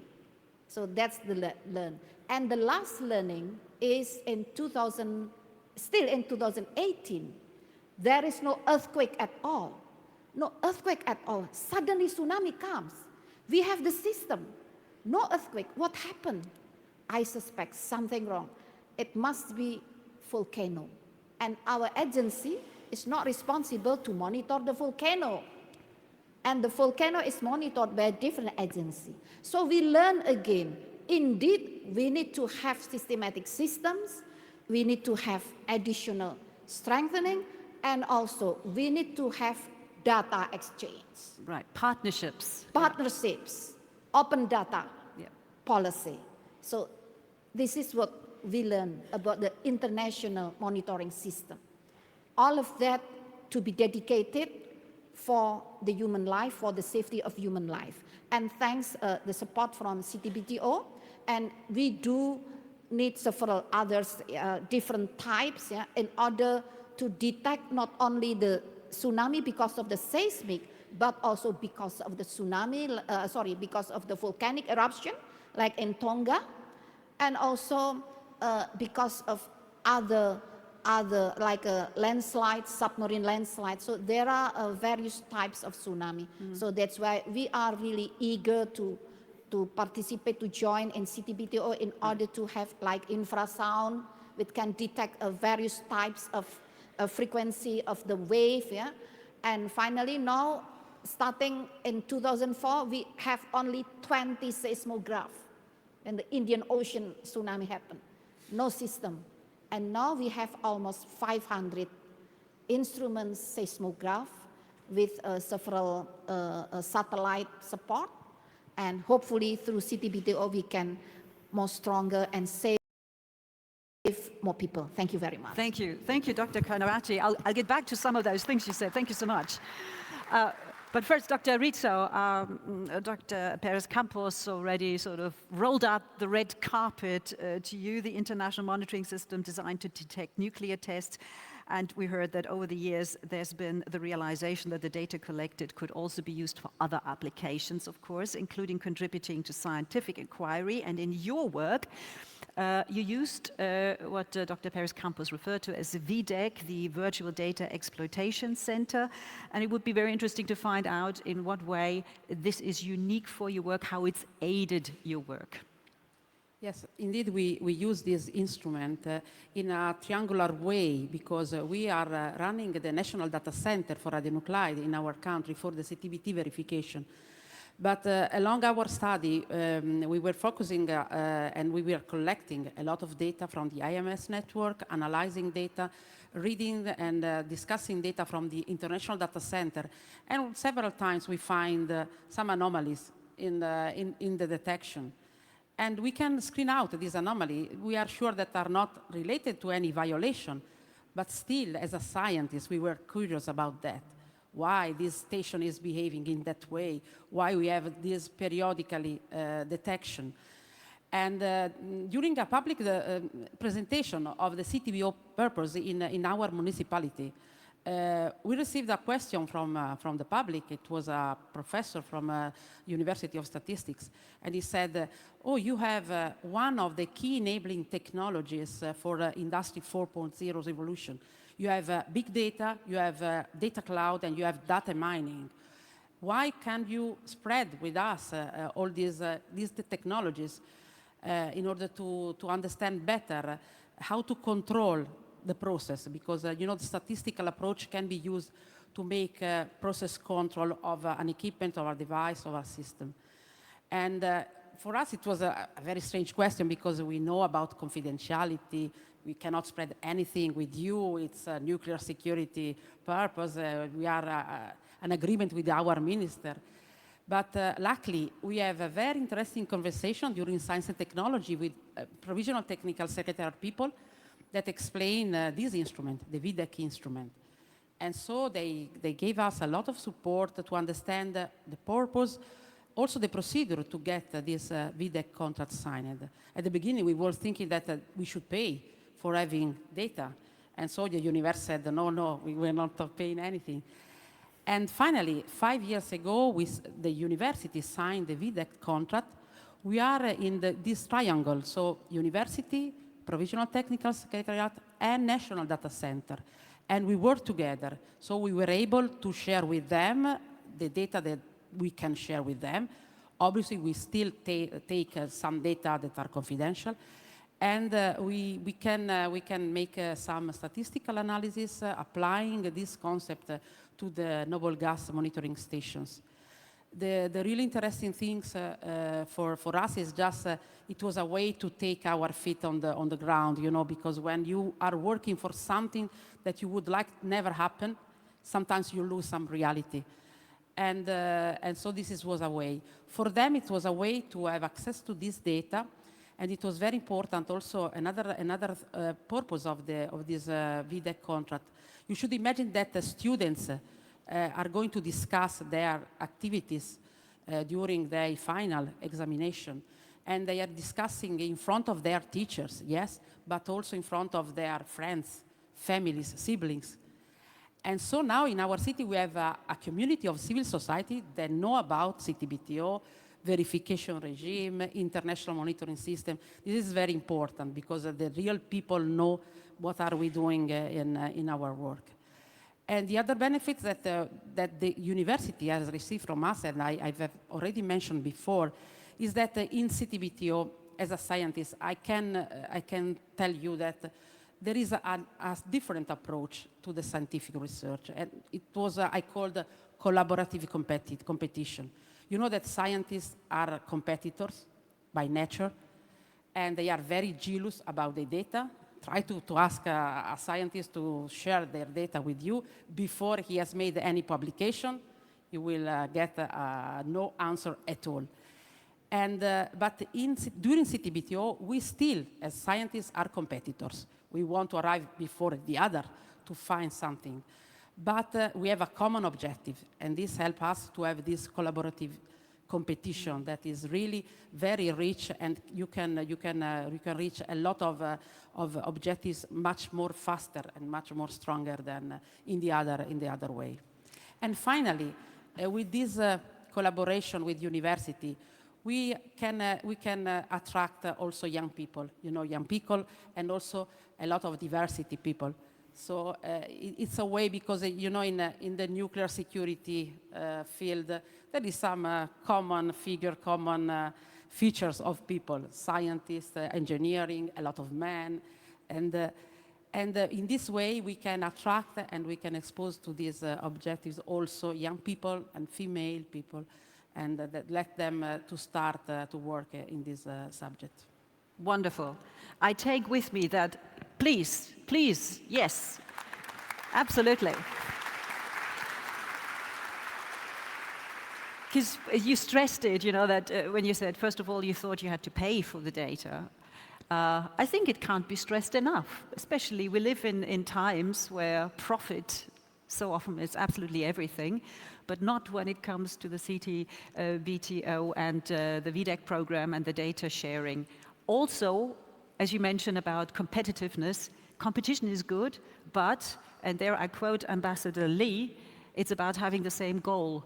Competition should not get in the way of achieving the goal, clearly. So that is what I'm taking away from that right now. And the communication, the bit about them presenting everything in front of their family, that would have scared me a lot. Family and friends, that's the worst audience you can imagine. Jeff Broomfield, your field is also quite clearly communication. That's what you do, and your coverage of the Comprehensive Nuclear Test Ban Treaty goes back to 2009, at least, I'm told. That's when you covered it for the Scientific American magazine. And as a journalist,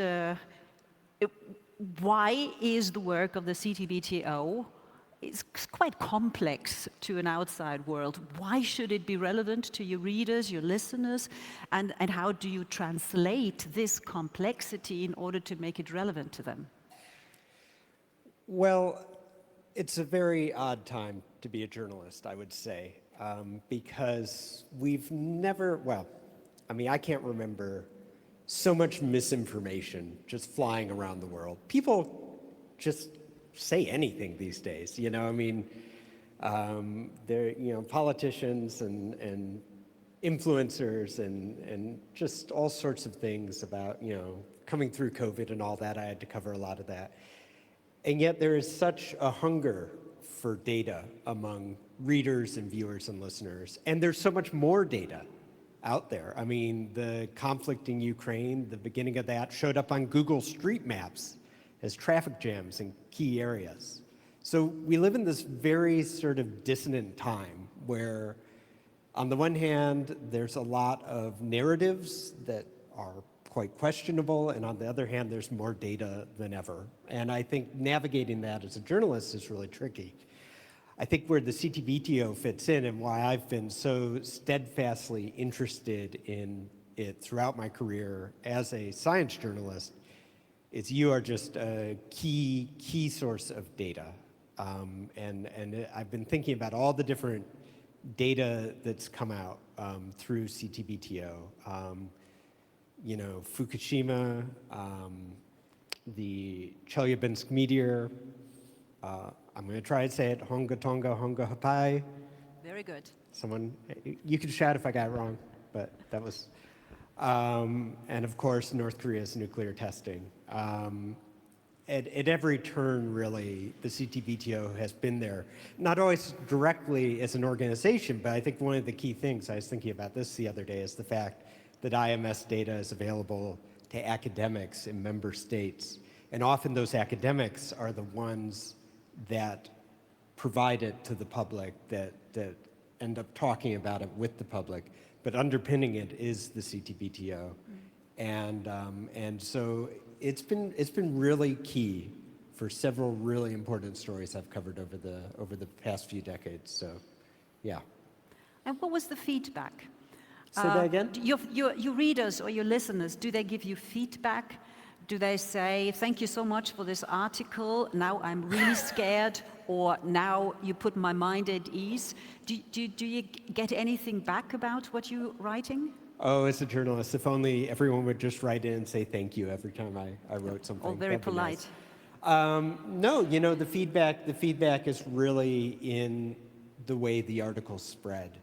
Again, like in an era where misinformation can spread, I can tell you data spreads too. When you put out there information about the size of the eruption in Tonga Tonga, millions and millions of people want to read about that. They want to see what this organization has to say about it. They want to know how it compares to past atmospheric testing, you know, nuclear explosions. And so, yes, again, when I started, I think when I say there's a hunger, that's reflected in the attention that these stories get when they are published and when the organization speaks, and the credibility that the CTBTO has. Yeah. Ambassador Lee, you said it at the beginning of you're well aware of all the different possibilities that the IMS is now offering. But in what way does China contribute to the IMS? I would say China's contribution to IMS and to the whole international monitoring system operated by CTBTO are twofold. On the one hand, we are working effectively together with the CTBTO, the team of Dr. Floyd, to make sure that China's contribution according to treaty obligation to the IMS system will continue to be the most effective one. And both for our laboratories, our stations, and so on and so forth. We are, over the past more than 2 decades, we have these kind of cooperation is running very well. And on the other hand, we are also working together with CTBTO and also many countries, especially from developing world, so that to make sure that this system is not only contributing to the treaty verification purpose, but also to a wider range of application which this system can benefit member states and the international community.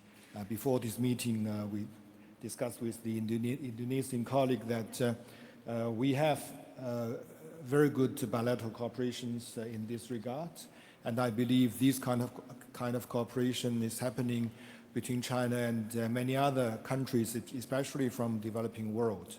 So we will continue to make sure that the twofold effort on my part, on the part of my country, will continue to benefit not only for the treaty purpose, but also for a wider range of civilian application of the IMS system. Thank you so much. I have a question for our 3 scientific representatives here, because in the speech of Dr. Floyd at the beginning, there was a beautiful image about, you know, thinking out of the box, and especially how this conference offers itself to meeting other people who think out of the box, but they might have different boxes, and together you create yet another new box. With this image, I'm wondering what kind of new box has the IMS created for you in your experience? I mean, Dr. Perez Campos, Mexico obviously has seen its share of earthquakes, very earthquake prone, and there were 2 magnitude 8 earthquakes, even above, one in 1985, that obviously was before the treaty was signed, before we had the IMS, and the other one in 2017. I'm wondering, was the difference noticeable now that we have that data? Yeah, it was a big difference. If I refer to the earthquake in 85, there was only very few stations in Mexico and in the world. And I would say 2017 earthquake was probably the best registered earthquake in Mexico of magnitude 8, not only nationally, but also globally. So the other very important thing on thinking outside the box that CTBTO offers and the IMS offers is that before we used to think on solutions with the separate technologies. Seismologists only use seismic stations, acoustics only use hydroacoustic stations, and it came infrasound. And actually CTBTO was pioneer on setting up the infrasound stations. And now you have scientists combining the old technologies in making new science and new, finding new things. And then you combine the radionuclide stations, and then you have a whole different spectrum. So I think CTBTO is allowing scientists to think out of the box. Yeah. And for Mexico, we use the seismic stations mainly to monitor the big earthquakes that happened in 2017. But we'll hear also tonight how infrasound stations are being used to monitor volcanoes in Latin America. So you will find a combination of both technologies, seismic and infrasound. Thank you. Dr. Kanawati, there was just one point when you were talking earlier about all the learnings and how important it is, obviously, that the warning goes out early enough for people to take heed. How tech-savvy are the people? How do you translate the warning, the data, that it actually reaches people, that they understand what to do? Well, I'm sorry. Well, that's the most challenging part. How could we transfer the warning from high technology into very simple, should be understandable by the people? So we are trying to combine the high technology and then strengthening with the local or traditional technology. For instance, we send the national warning from the capital to the capital of the province. And then from the province, the community can choose which one will be the most appropriate for them, depend on the locality. So when we have a CTBTO instrument like a seismograph, yeah, indeed it is very useful for us because the spot is quite wide range, yeah? And then it is integrated into the national system, a national network, and then the warning can be provided. Then, for instance, from Jakarta, go to Banda Aceh. In Banda Aceh, they have their own, they also use the national warning, but not only that. Still, the local from the mosque, from the church, so it's like that. So we need to have integration of local and advanced technology. Thank you. Thank you. Thank you, Dr. Kanawati. Briefly, Dr. Rizzo, because you mentioned something about going to schools and them having to present themselves and what they know. And you mentioned about this opens the door to diversity and also to young female scientists. Why is that important? Yes, it's very important because you know that progress are going to go forward because of a collective brain. So we need a lot of brain work together to finalize some research. And this is also important because diverse people carry some different priority and different objective. But everybody should have the right to raise the voice to say something about a particular topic. So this is why it's so important for us. We realize also in our daily life in the laboratory that it's very important to have different people coming also from different countries. Sometimes it's very interesting because they can have a different approach and they can propose solution. And it's really very important just not to be all the time self-explaining. And this is a way we can go towards a common objective.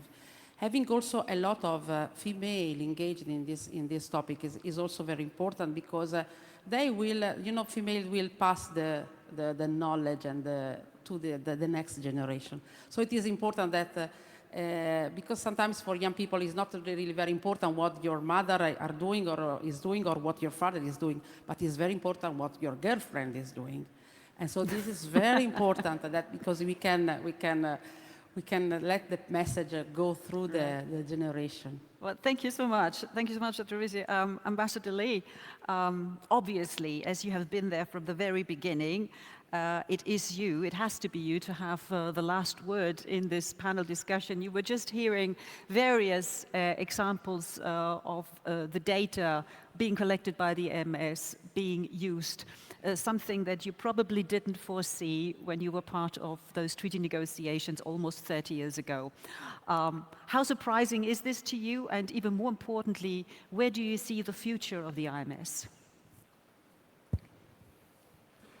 I believe what has been discussed now and over the past sessions of Science and Technology Conference indicate the value of both the Treaty of CTBT and also the IMS.